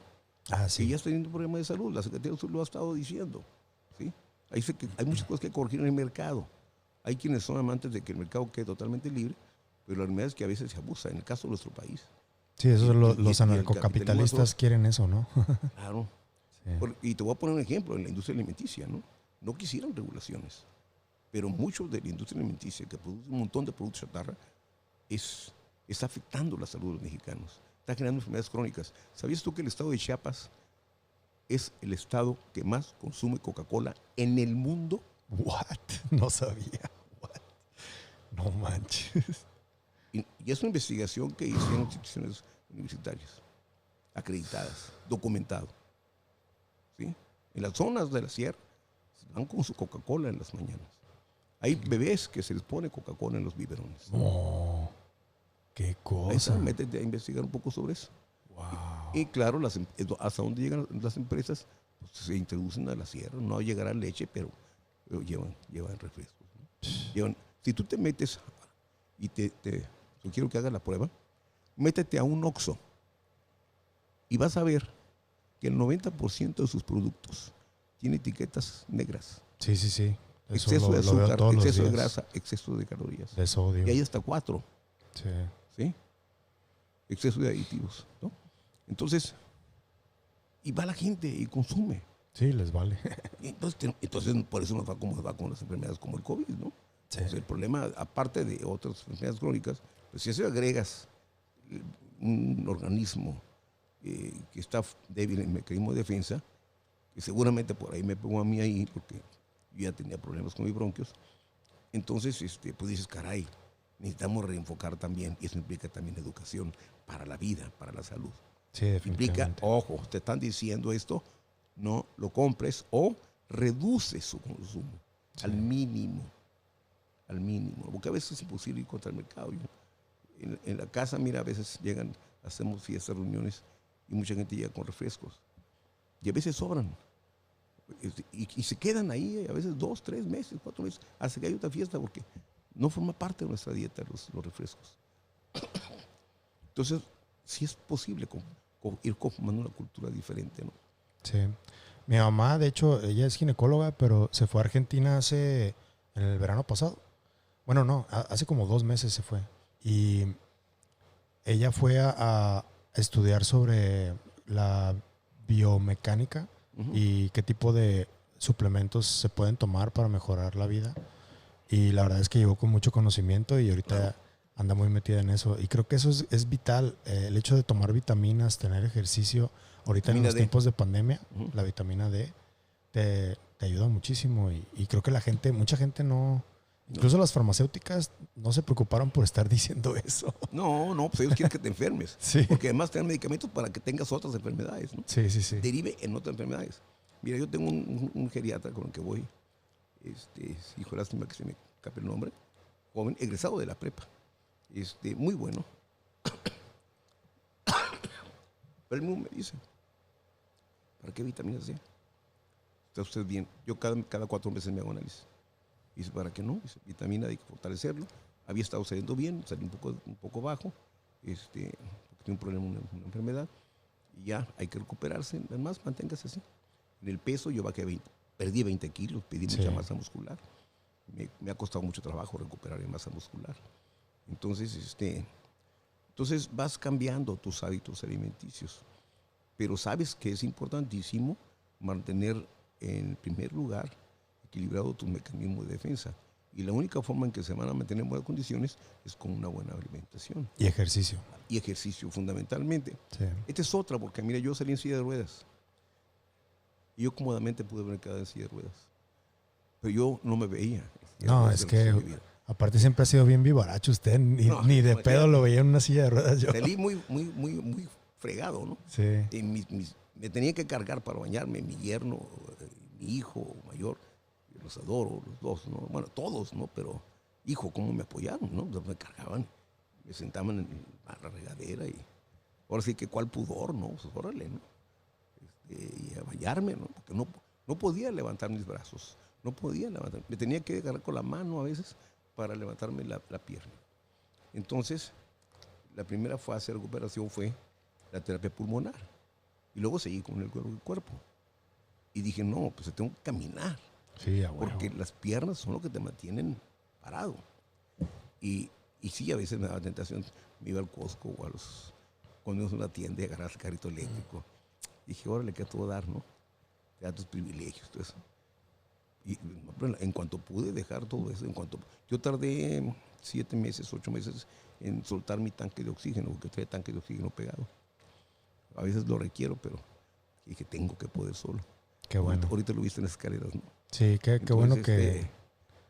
Es una decisión, mira, es evidente, yo tuve que ir con otro que estaba en la prepa, que me quiere mucho también, Eli, el apellido ahorita, Eli es psicólogo, y él ya había hablado con mi esposa, dígale, porque yo he tratado casos post-COVID. Ah, sí, que le dio terapia 5 o 6 sesiones, algo así. Sí, algo así, fue rápido, muy intenso, pero además lo siguiente, ¿no? Porque yo también conozco sobre eso, pero realmente yo no me he dado cuenta. Porque me decían mis hijos, estás muy triste. No, estoy vivo, pero estás triste. Y no, yo no veía qué comunicaba con la cara. Pero cuando ya trabajo con él, fue cuando descubrí que lo que estaba viviendo era un duelo. Es que es un golpe fuerte. Y lo que tenía que vivir el proceso de aceptación de que así quedé. Sí. De que ya no voy a ser el mismo. De que mi capacidad física se vio reducida en un 40% y que tenía que aprender a vivir con lo que tenía. Entonces ese proceso lo platicamos, fuimos platicando, a mí me cayó y dije, no, ya. Es decir, ya no necesito nada porque mi actitud siempre ha sido positiva y de disposición a seguir vivo y de frente. Y yo me incorporé rápido, inclusive en silla de ruedas. Yo estaba en el patronato, todavía sigo ahí de Aguascalientes. Y así en las silla de ruedas, con mi tanque de oxígeno, me iba a ver cómo íbamos en la restauración de la Fuente del Fauno, de ahí que forma parte del complejo. Y ahí está la fotografía donde me subí en la escalera con ayuda de mis compañeros para tomarme la foto en el lugar del fauno, ¿no? Eso me dio mucho gusto verlo, dije. ¿La viste? No manches, sí, ellos estaban más preocupados que yo. No, le digo, yo puedo de ayudarme, nada más que no me caiga, le digo, pero porque se me rompe un hueso. Le enseñé la foto a mi hermano, me dijo, ya está afuera el profe, no se aguanta. ¿Cómo? Ya ves que cuando querían cerrar la biblioteca Benito Juárez, ¿no? Sí, sí, sí. También ahí, y con todo mi tanque de gas, de oxígeno, cuando llegué y me vieron ahí los compañeros, ¿no? Ahí estaba el profesor Ricardo Fish, la profesora Camila Segura y otros maestros, ¿no? Estaban ahí también y pues me ven yo con mi tanque de oxígeno ahí. Dije, no, pues hoy la biblioteca pública más importante de la ciudad y que la clausurar, ¿no? Entonces, cuando debíamos estar pensando en abrir más bibliotecas, ¿no? Pero en fin, ya... ¿Sabe algo que le quiero platicar que creo que es bonito? Porque mi mamá es subdirectora de la Clínica 7. Sí. Y ella ha estado en la Clínica 36 como directora y en la 7. Yo trabajé 9 años en el Seguro Social. A ella le gusta mucho dejar obras de arte y abrir espacios ahí con obras de arte. Y siempre que hace eso me acuerdo de usted. Se me hace bien padre Yo eso. dejé unos cuadros, mira, que había comprado, los dejé. Yo espero que estén ahí todavía. Cuando fui a uno de mis viajes a México, compré una colección de unos, obviamente no son originales, sino son litografías de los principales murales de Diego Rivera y de David Alfaro Siqueiros. Bueno, algunos murales. De Diego Rivera, Clemente Orozco y David Alfaro Siqueiros. Los masters. Sí. Bueno, falta Rufino Tamayo ahí. Pero, y los mandé a encuadrar. Y dije, pónganlos en biblioteca. Que los chicos entren en contacto con el arte. Claro. Y ya me faltó ponerles las fichas de qué se trataba, ¿no? Para entrar en contacto con el arte. Con una parte de lo que ha sido parte de la historia del arte mexicano, que es el muralismo mexicano, que tuvo una presencia, una fama internacional. ¿Sí? Pues mi papá y mi mamá estudiaron en el Hospital Civil de Guadalajara. ¿Le ha tocado ir? Sí, claro. Los murales que están ahí arriba.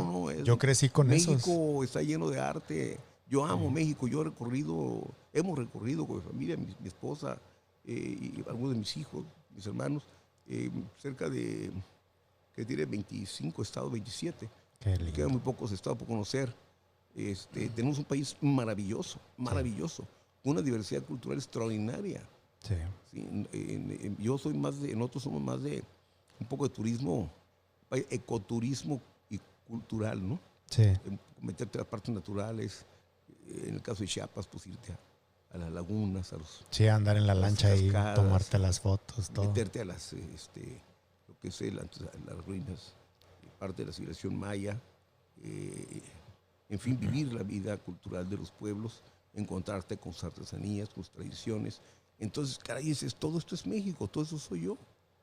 Todo esto soy yo, todo esto formo parte de una nación extraordinariamente rica, ¿sí? Que es muy diferente y que valoran muchos cuando llegan de Europa o sí, gente de otros países lo disfrutan mucho también. Sí, a mí me tocó una vez estar en Mérida, que venía un huracán, y nos dijeron enciéndense, y a las 8 vamos a cerrar todo, cerraron, porque el huracán supone que iba a llegar a las 10.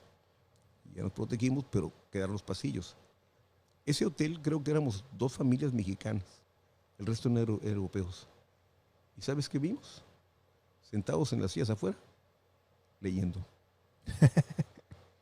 Nosotros éramos los relajientos. Qué padre. Bueno, yo siempre cargo con libros, ¿no? Siempre que viajo cargo con libros, ¿no? Para mí es algo ya inherente, no puedo viajar sin... Yo ahorita me acostumbré mucho a los audiolibros, es lo que... Yo trabajo también con las dos cosas, libros impresos y audiolibros. No me he acostumbrado, no logro. Pero sí, mi hija me compró, a raíz de eso, me compró mi ebook. Sí. Es muy práctico, para el avión sobre todo. No molestas a nadie, ¿no? Y sin embargo también compro libros, ¿no? Entonces sí, y te digo esto, tú estás en los medios y sí vale la pena, juega un papel muy fundamental en generar procesos de reflexión en la gente, ¿no? Sí, yo creo que mucha gente ya en estos días, sobre todo por esta cultura de generar clics y de la inmediatez de sacar la noticia, como que pierden el sentido de la responsabilidad que uno tiene como productor de noticias y como periodista. Y eso, yo siempre he tenido mucho conflicto con eso, porque aparte de todo lo que aprendí de usted y de otros maestros de la Lázaro que dejaron una huella muy fuerte en mi educación, también en la universidad donde estuve, en el ITESO, ahí hay un lugar que se llama el Observatorio de Medios. Claro. Y ahí nos enseñan desde que empezamos en la carrera a analizar todos los medios de comunicación, qué tipo de orientación tienen, cuál es la predisposición que tienen para realmente decir los datos como son y no tergiversarlos. Y esa herramienta yo ya la traigo metida en la cabeza. Entonces siempre que leo una noticia o escucho a un periodista hablar, luego estoy analizando si es verdad y luego trato de buscar los datos para ver qué tan verificable es lo que están comunicando. Ahora, las empresas periodísticas son empresas y obviamente tienen sus propios intereses. Sí. Y tienen sus afinidades políticas, sus afinidades partidistas, aunque lo oculten. Sí. Incluyendo algunos periodistas que durante muchos años vivieron del presupuesto del gobierno, que recibían subsidios, ¿no? Entonces, sin embargo, empezamos a encontrar esta posibilidad, las dos caras. El que tengamos periodistas de excelencia trabajando en forma independiente en redes, Sí. ¿sí? Que inclusive empiezan a tener financiamiento de los ciudadanos Sí, para que se mantengan, porque ganaron credibilidad. Sí. Pero hay otros que asumen el papel de chayoteros de un lado o de otro, Sí. lo cual no me gusta. No, a mí tampoco. Porque tampoco me gustan los fanatismos sí, todo está bien y bravo, aplausos y todo muy bien. No me gusta eso, ¿no? Entonces, sin embargo, tienes, por ejemplo, a Astillero. Sí, Julio. Julio Astillero. Sí, Pues lo que está mal, critica. Sabina Berman. Sí. ¿No? Sabina Berman, que inclusive dice, sí, me he convertido en crítica, sí, aunque corre riesgo, pero creo que eso está bien, pero esto había que revisarlo. Sí, Aristegui. Aguas. No sé, tengo tiempo que no la sigo. Yo la seguía mucho antes a ella, pero no sé, no. Sería un juicio a priori, ¿no? Es decir, Tendría que estar analizarla viendo un poco. qué está informando ahorita, la velocidad de la información, etcétera. Creo que ella jugó un papel muy importante en la denuncia pública. Es algo que no se le puede regatear a Carmen Aristegui en términos de ir ventilando públicamente las grandes estafas que se hicieron, la gran corrupción durante el sexenio pasado. Entonces, eso no se le puede escatimar a ella, ni a Ricardo Rocha, ni a otros periodistas que exhibieron la corrupción en sexenios pasados. Sí, pero son nombres, ya cuando son empresas ya es muy diferente, ¿no? Pero bueno, hay que rascarle aquí atrás. Entonces sí, hay que ir uno identificando, qué tan razonable es, qué tantos argumentos, qué tantos datos aportan, ¿no?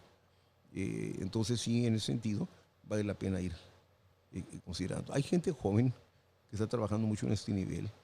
Yo encuentro gente metido ahorita en actividades políticas con un enfoque muy diferente. Ojalá que no nos echen a perder, porque luego el poder a veces corrompe, ¿no? Sí. Pero lo que urge en este país es establecer diálogos, ¿no? Construir con la sociedad, con la gente. Y ser frontales. Sí, claro, sí, definitivo. Y dejarse a un lado, no estar defendiendo posturas partidistas o ideológicas o políticas. ¿Sí? ¿Qué es lo que tiene que hacerse como país y como gobierno, ¿no? Entonces, no es fácil, ¿no? Ya ves ahorita el problema del Poder Judicial, ¿no? Que todo lo que están haciendo, no liberando, no procesando, dando amparos a delincuentes, liberando, en fin, resolviendo a favor de gente que en Estados Unidos está siendo consignada, sentenciada y acá, ¿no? Sí. Entonces, hay muchas cosas que cambian en este país, ¿no? Sí. En fin, y cada quien tendrá su punto de vista, pero hay que dialogar, ¿no? Porque si no, pues... Sí, es básico. ¿Dónde está la verdad y dónde está la razón? Y en aquello donde nos tengan la razón, pues adelante, ¿no? Pensando en función de la sociedad, no en función de los partidos, ¿no? Definitivamente. Y de los intereses de grupo, ¿no? Le iba a preguntar sobre su ideología filosófica. ¿Cuáles son sus influencias más fuertes? Ya más o menos tengo una idea por todo lo que hemos platicado a lo largo de la vida, ¿no? Pero... Te voy a decir. Yo tengo muchos años que no milito en partidos políticos. Me produce una urticaria. Porque ya estaba en lo que es la dinámica así. Ay, normal. No, es que al final de cuentas todos quieren ser generales y nadie es soldado, ¿no? Sí, man. Nadie se quiere ir a la chamba abajo, ¿no? Pero aparte de vicios, ¿no? Cosas gente que entra porque anda buscando chamba, ¿no? Entonces ese chambismo político, ¿no?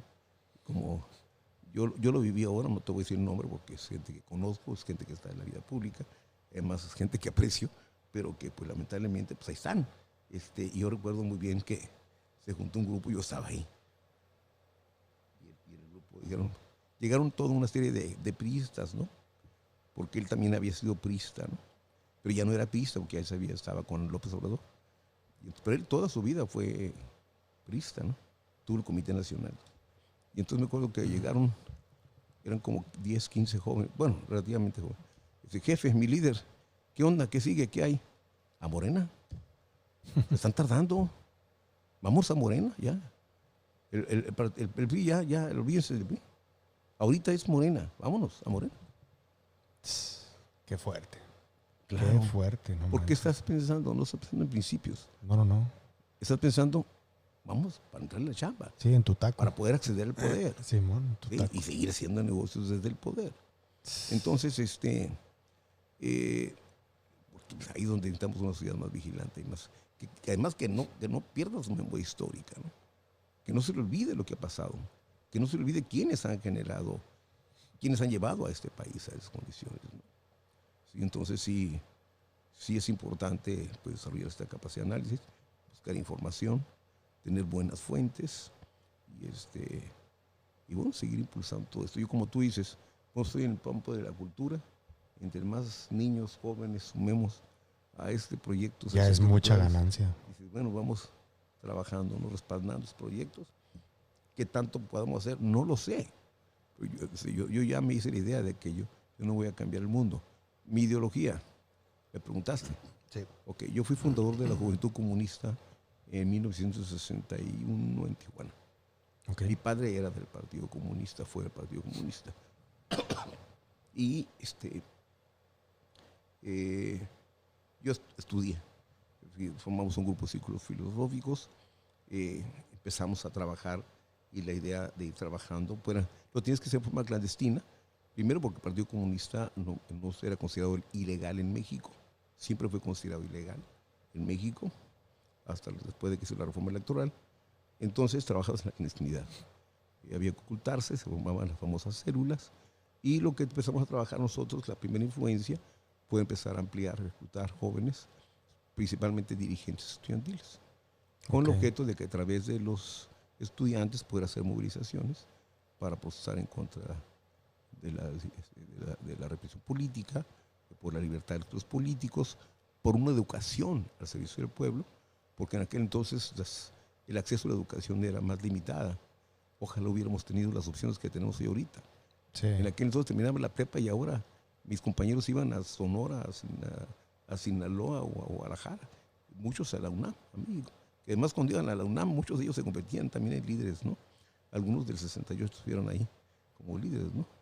Acaba de morir hace poco Valdespino y él fue del Comité Nacional de Huelga, ¿no? Entonces era ir a través de ellos, reclutándolos y decir, bueno, queremos construir un país diferente, etcétera, ¿no? Yo nunca fui partidario de la palabra dictadura, ¿no? Dictadura significa la imposición, ¿no? Sí, nunca todo el concepto, ¿no? Yo más, en la medida que fui avanzando, fui desarrollando más el aprecio por la democracia, ¿no?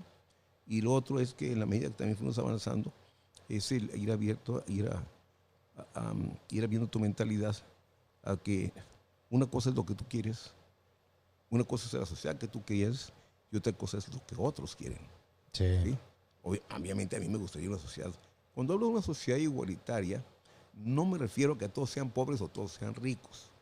Me refiero a que todo mundo tenga acceso a oportunidades a lo mismo para desarrollar el proyecto de vida que desee, siempre y cuando no atente contra la propia sociedad, ¿sí? Ni contra la vida de otros. Muy bien. Esa es la regla, ¿sí? ¿Quieres ser empresario? Adelante. Todas las facilidades dentro de un marco legal. Muy bien. O sea, tienes que identificar cuáles son los marcos legales que permiten construir sociedades justas. No construir marcos legales que faciliten la concentración de la riqueza en unas manos. En bien poquitos. Ahí están las estadísticas, las grandes empresas. Sí. Las más utilidades pagan 2.5% de impuestos. El trabajador común que gana más de salario mínimo anda arriba del 20%, el 18.5%, 23%. Y las grandes empresas pagando una bicoca. Y luego todavía regateando, como el caso de Azteca, ¿no? Sí. Que anda regateando ahí, defendiendo, ya resolvieron que tienen que pagar. Y se sigue defendiendo con mentiras y atacando. Entonces, insisto, para mí yo estoy convencido de eso, ya cambió mucho el sentido, ¿no? Se cayó en la Unión Soviética. Y a mí me pasó algo parecido, déjame decir lo siguiente, ¿no? Sí, dale. Tú tenías el marco de referencia en la Unión Soviética, ¿no? Sí, wow, ¿no? Todo el mundo vive muy bien, etcétera. Sí, se gana muy poco, pero todo el mundo tiene departamento, tiene sus vacaciones, tiene acceso a la medicina, política social amplia, etcétera, ¿no? Pero atrás de eso estaba formándose una burocracia privilegiada, ¿sí? Lo mismo que de alguna manera ha pasado en Cuba, ¿no? Entonces, cuando se viene lo de la perestroika con 1980 y tantos, y que de repente la URSS se empieza a desmoronar, sí. hace cuenta que me pasó lo que le pasara a alguien que es muy creyente y que le dijeran, sabes que te tengo una noticia, no hay Dios. Ya. Sí, fue un golpe fuerte para muchos usted. de nosotros, decir, sabes que te tengo una noticia, ese modelo es falso. Es falso. Wow. No hay tal. ¿Sí? ¿Y qué hizo después de eso? Meterte a estudiar qué estaba pasando, qué hicieron otros países. Meterte a ver cuáles son las otras experiencias, ¿no? Cuáles son las posibilidades reales de construir y te vas. Lo primero que construir es una sociedad más democrática. Y lo otro, como te digo, es ir revisando. Tenemos que crear una sociedad que esté dispuesta a cumplir con las leyes. Vivir en un marco de legalidad. E ir revisando ese marco de la legalidad, cuál hay que reformar para que garantice, uno, la convivencia social, otro, la aplicación de las leyes, otro, la transparencia en el manejo de los recursos, ¿sí? Sí. Y otro, la rendición de cuentas de los gobernantes. Entonces, ¿cree que el modelo, de acuerdo a lo que estoy entendiendo más o menos, el modelo que a usted le parece más adecuado sería un tipo de capitalismo, pero democrático?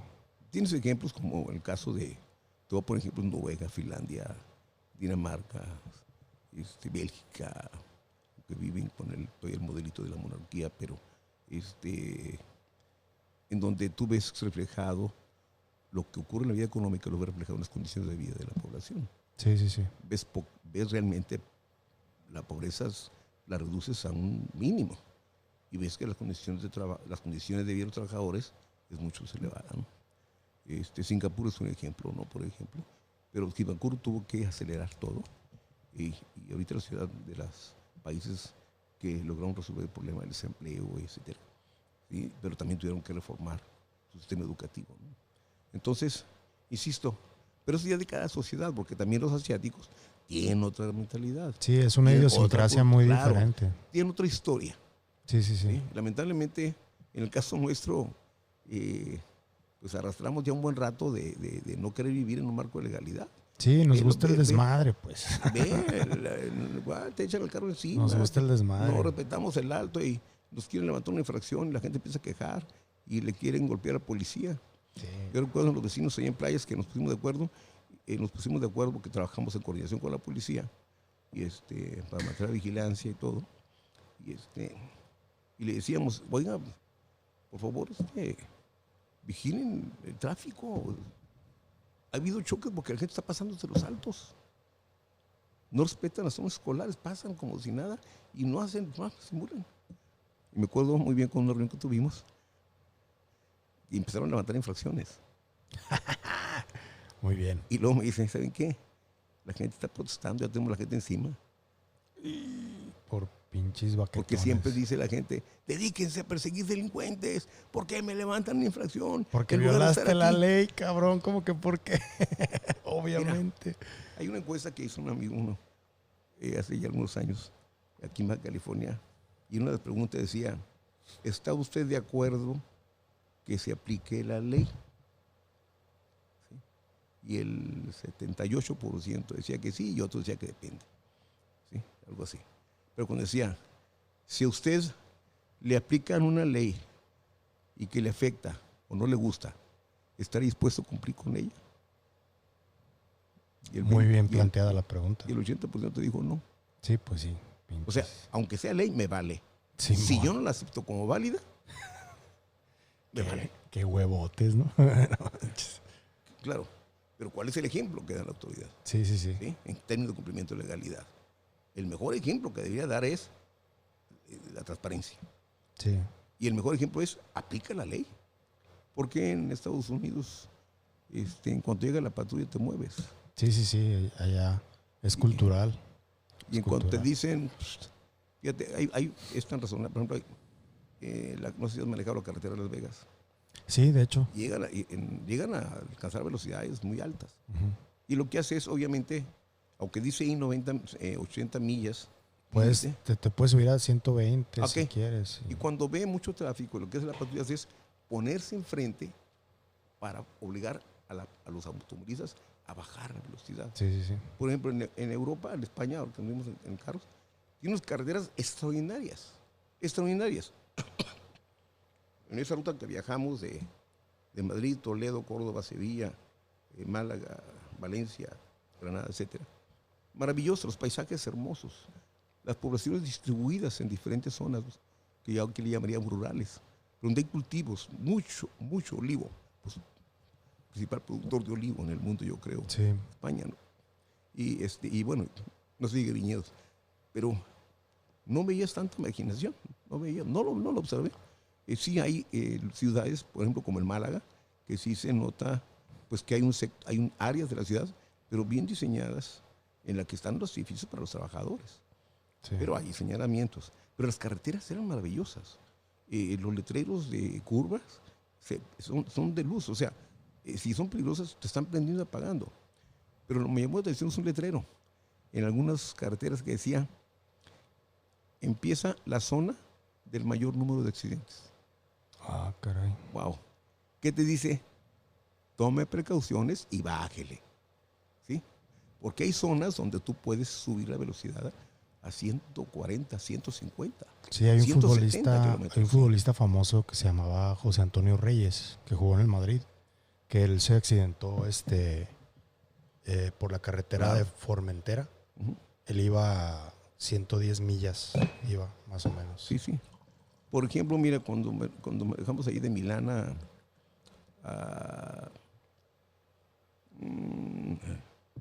que se acerca ahí, una ciudad que es de viñedos. ¿En Italia? Sí, en Italia, ahorita me acuerdo. Está muy famosa película, está un lugar muy romántico. ¿La Toscana? La Toscana. Muy bien. De Milán hacia la Toscana, no me acuerdo. Fuimos a Florencia y a Toscana y a otro lugar. Pero en la carretera pues va así 170. Y pues ahí se hicieron los Ferraris, imagínense. Si no van a tener su... Claro, yo iba así, ¿no? Pero dije, yo le decía a mi yerno, bájale. No exageres, güey, aquí llega a pasar algo y no quedamos nada, ¿no? Entonces, pero sí te dice lugares, ¿no? La misma automóvil te dice, está entrando zona donde hay detección por radar, disminuye la velocidad, ¿sí? O es zona peligrosa, etcétera. Te van avisando. Y está lleno de letreros. Pero las condiciones son extraordinarias, las condiciones de carreteras. Y lo otro, fíjate todo el recorrido que hicimos y solo un pequeño tramo. Antes de llegar a Málaga, había una caseta de cobro de 5 euros. El resto de las carreteras decía Carretera de la República. Que era libre. Órale. Libre. Qué loco. No por eso tiene que estar en malas condiciones. Sí, no. Entonces, tienes que aplicar bien los impuestos. Sí. En España son muy exigentes con eso. Entonces, y además es un país muy turístico. O sea, los países que tienen mucho turismo del mundo. Málaga es una ciudad muy turística que recibe ya ahora estos barcos que van de viaje. Y Málaga combina entre parte histórica, ¿no? La parte de la historia del siglo XI, siglo XII y también la modernidad. Es un puerto muy bonito, muy bello, ¿no? Ahí el gran pintor Picasso, Pablo Picasso, ahí me tocó estar en la casa. Ah, qué padre. Encontrarte con la historia y con pintores como Pablo Picasso. Lo que pasa es que, mira, de mi generación, nosotros tomábamos como referencia, como ídolos, no tanto como ídolos, sino decir como ejemplos de vida, Pablo Picasso, Pablo Neruda. Sí. Hablar de los tres Pablos, Pablo Casals, los tres murieron en 1973, si mal no recuerdo. El mismo año murieron los tres grandes Pablos, ¿no? Que hasta Alberto Cortés les compuso una canción. Entonces Pablo Picasso entra a su casa, además fue el autor de la Paloma de la Paz de la ONU, y ver sus zapatos, sus cartas, todo, y su modestia. Porque hay un letrero ahí en su casa. Su modestia, dice. Bueno, te voy a decir por qué. Okay. Pero es fascinante, ¿no? Okay. Porque dice, no me acuerdo si dice mi padre o mi madre. Y mi padre dice que si soy sacerdote, que si soy soldado, puedo llegar a ser general. Mi madre me dice que si soy sacerdote, puedo llegar a papa. Pero yo no estudié ni para soldado ni para sacerdote. Me dediqué a la pintura y llegué a ser Picasso. Oh. Qué fregona la frase, ¿no? Hay otra frase de él que dice, hay que conocer las reglas como profesional para poder violarlas como artista. Porque él rompió con una escuela, Sí. rompió con las corrientes pictóricas que entonces el arte y generó una nueva estilo, una nueva forma. Y fue cuestionado, y fue muy criticado, y fue muy atacado. Por ahí tienes un cuadro que es de los más importantes, el Guernica, La Guernica, que está en el sí. Museo de la Reina Sofía en Madrid, que por cierto le está haciendo la competencia al Museo del Prado. Y ahí vas a encontrar también obras de Dalí, de Miró y otros más. Y ahí en ese museo tienen 3 salas, como 3 salas dedicadas a México, súper interesantes. Es un cuadro de Diego Rivera. Entonces, ver el Guernica, que yo ya había visto acá, pero verlo en persona, Sí. y ver que se trata de un mural enorme, de cerca de 4 metros de alto por cerca de 8 metros de largo, y ver el significado que tiene, que lo hace en un contexto histórico. ¿Sí? El bombardeo, la Guernica, la forma, la expresión de los cuadros, los rostros, la colocación de los cuerpos, los caballos. Pero además, que lo hizo en blanco y negro para mostrar esa sensación de pesadez, de lo negro, la oscuridad de la guerra, ¿no? Sí. Y ahí mismo vas encontrando enfrente, hay una que llama Crónica del Guernica, donde van analizándose cada una de las partes del mural. Entonces, pues te metes en todo esto y dices, wow, cómo hay que aprender aquí también Sí. esos grandes artistas. Ya me tocará ir. Sí. Está dentro de los planes. Sí, y Málaga, aunque vivió poco tiempo ahí, pero fíjate, en Málaga está su casa, está una sala de exposiciones de Pablo Picasso, que es temporal, y está el museo de Pablo Picasso, que es el que tiene más cola para que entres ahí. Entonces es interesante pues cómo las ciudades se convierten también en un turismo de carácter cultural, ¿no? Entonces Tijuana, necesitamos crear esa parte cultural para que también, porque también tenemos turismo que se interesa por las actividades de carácter cultural, ¿no? Sí, a mí me parece que hay mucha mala reputación de Tijuana por todo lo que pasa en la vida cotidiana, la delincuencia, pero creo también que está lleno de mucha gente con mucho talento. Mucho talento. Hay mucha inversión, hay mucho potencial. Hay un estudio que sacó, creo que la Secretaría de Turismo o algunas dependencias de turismo, que mencionaba sobre una encuesta que hicieron ya hace algunos años, que hicieron cuál es la principal causa o qué es lo que más le motiva a visitar la zona. Entonces, el 70% de los visitantes extranjeros mencionaban la comida, la gastronomía, la cerveza artesanal y el vino. Sí, pues sí. Creo que el Valle de Guadalupe es Ensenada, pero hablando del estado, de la región costa, entonces tienes esos atractivos. Sí, y a eso le agregas, le enriqueces con la parte cultural, entonces ya tienes una ciudad que pueda convertirse en algo más atractivo. Pero tienes que crear esos proyectos. Está el Secut, pero no basta. Está la Casa de la Cultura, pero insuficiente. Se crearon los CEARS, pero para ciertas áreas, ¿no? Entonces, pero tienes la posibilidad de rescatar algunas cosas de carácter histórico de la ciudad para que también se convierta. Para eso yo creo que también se necesita gente de élite, filántropa, que Sí, ame la zona, ¿no? Definitivo. Aunque parezca absurdo, pues ya necesitamos un Carlos Slim aquí. Sí. Fue el museo que hizo allá en la Ciudad de México, ¿no? Sí, sí, sí. Y lo que ha invertido en cultura también, una fundación de ese tipo, ¿no? Entonces necesitas un empresario que esté más vinculado. Mira, aquí en San Diego hay mucha gente, ¿no? Yo recuerdo cuando fuimos al proyecto de Old Globe Theater y que vi la lista de los patrocinadores. ¡Wow! Patrocinó $500,000. Sí, porque sí, Old sí. Globe Theater necesita un presupuesto como de $10 millones anuales para operar. Porque ahí tienen también, abajo tienen su fábrica de vestuario, de maquillaje y todo lo demás, utilería. Entonces ves grandes patrocinadores, pero también ves gente amante de la cultura que te hace donativos, $1,000, $2,000, $5,000. Sí, sí, y sí. lo que es garantizarle nada más boletos Sí. para las funciones que desee. Otro Listo. ejemplo de eso es el jardín japonés que está en Balboa. Así, Los patrocinadores de ahí también, millones de dólares Sí. que ponen ahí. sí. Yo creo que aquí en Tijuana también se puede hacer eso. Claro, y pueden crear definitivamente. esos nichos también, porque en Tijuana hay una gran diversidad cultural. Por ejemplo, en Mexicali tuvieron el acierto de rescatar el centro histórico. Porque Mexicali, básicamente, la comunidad china es la que, la que van a hacer ahí. Y ahí está la, ¿cómo se llama? Que está en subterráneo, muy conocido en China, la Chinesca. La Chinesca ya se convirtió en un atractivo cultural, turístico. Sí, pues ya te hacen el recorrido y bajas, donde estaban ahí las mesas de juego, los casinos. Te hablan también de la cultura china, te hablan de su aportación al desarrollo agrícola en el campo, todo lo que vivieron ellos, ¿sí? Cómo fueron expulsados, etcétera, ¿no? Entonces, y esa resistencia, ¿no? Y bueno, y ahora la comida china, ¿quién no quiere comer comida china mexicana? ¿No? Siempre que va mi mamá le digo que me traiga. Sí. Pero le digo que no quiero ir porque no me quiero quemar. No, pero sí tiene sus cosas interesantes. Entonces, pues es lo que tienes que aprender a voltear, a ver las riquezas que tiene cada ciudad para convertirlas no solo en un atractivo para la gente de fuera, sino también para la gente de aquí, para que logre apreciar y logre identificarse con su ciudad. Sí. Que se sienta más tijuanense, ¿no?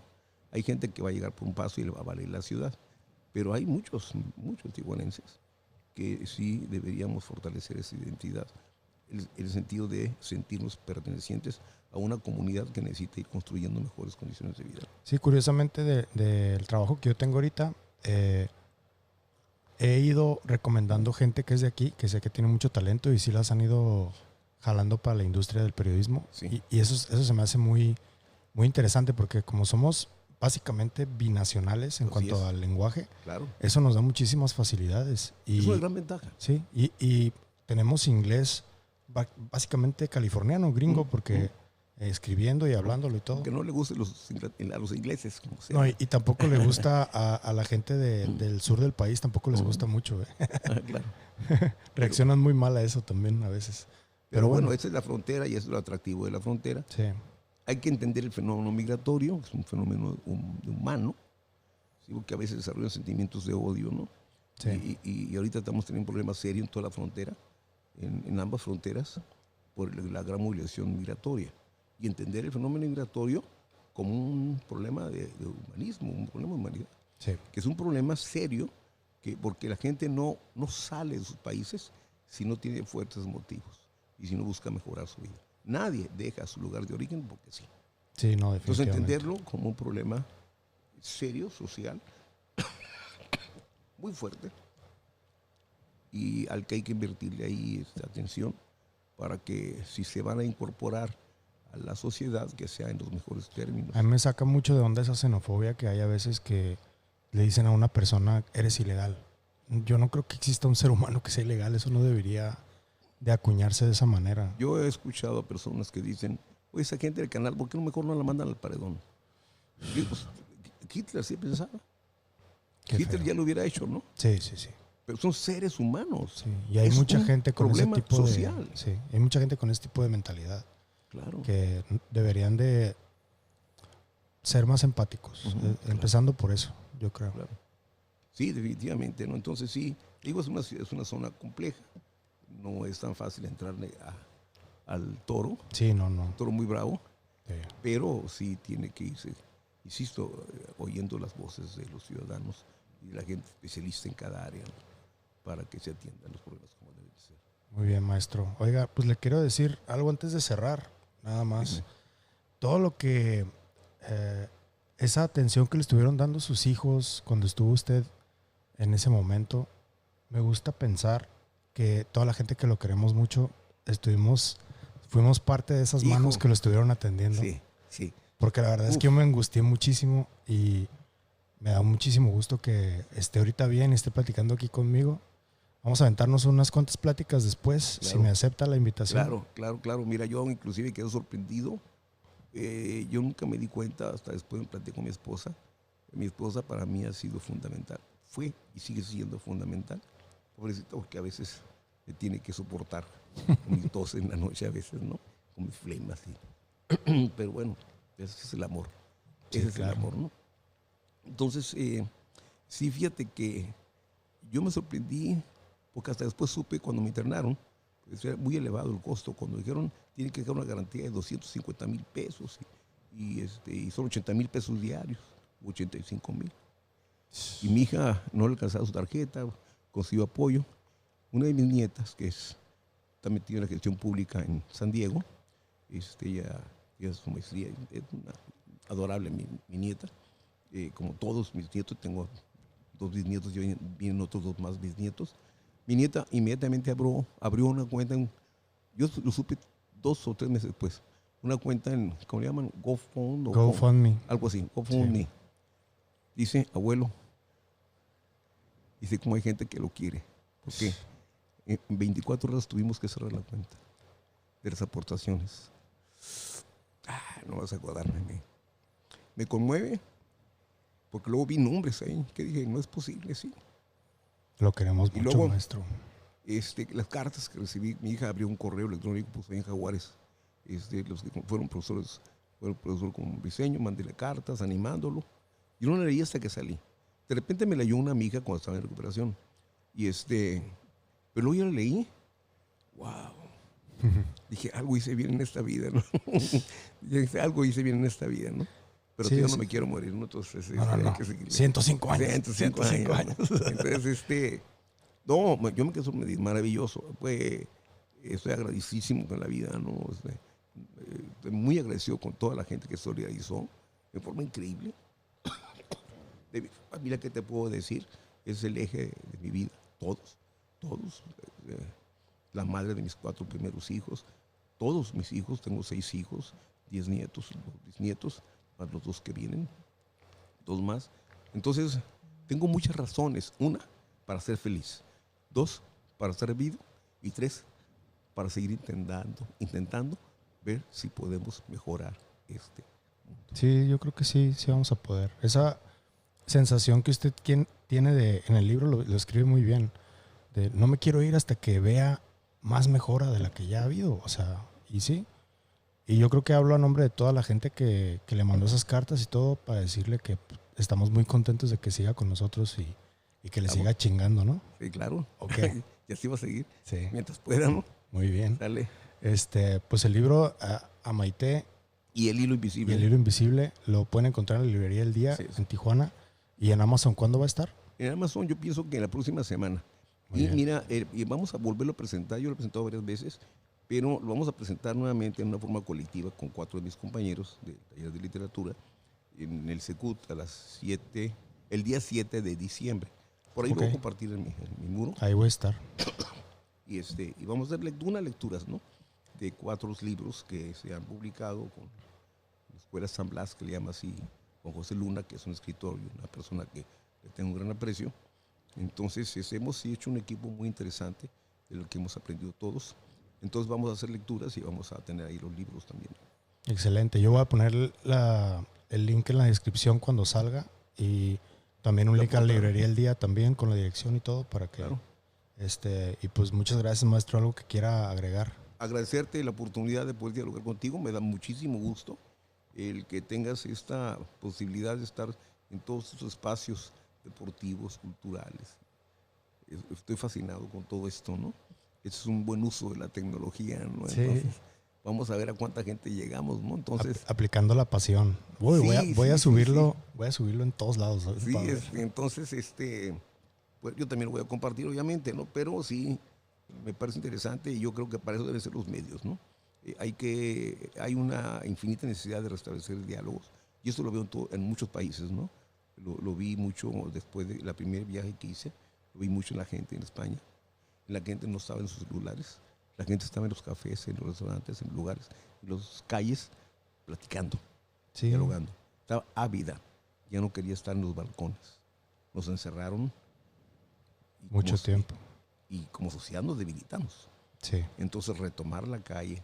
Nos tenemos que fortalecer otra vez. Vivir la ciudad, dialogar. Sí. ¿Sí? No refugiarse en el mundo virtual que no existe y que nos ofrece el celular, sino dialogar, voltear a ver al otro, voltear a ver lo que está pasando en la ciudad. Darme cuenta que esto es donde vivo y aguas. Si lo descuido, al rato ni siquiera yo voy a poder vivir. Por eso este género del podcast creo que está resurgiendo tanto porque la gente quiere escuchar conversaciones de todo, de lo que sea, y que sea interesante y que, como esto que tuvimos ahora, esta rica plática. Okay. Muchas gracias, maestro. Al contrario, a ti. Nos estamos viendo. Claro, y muy rico el tecito, ¿eh? Muy el mate. bien. Encantado. Muy bien. Cuídense mucho, amigos. Manténganse curiosos, acuérdense.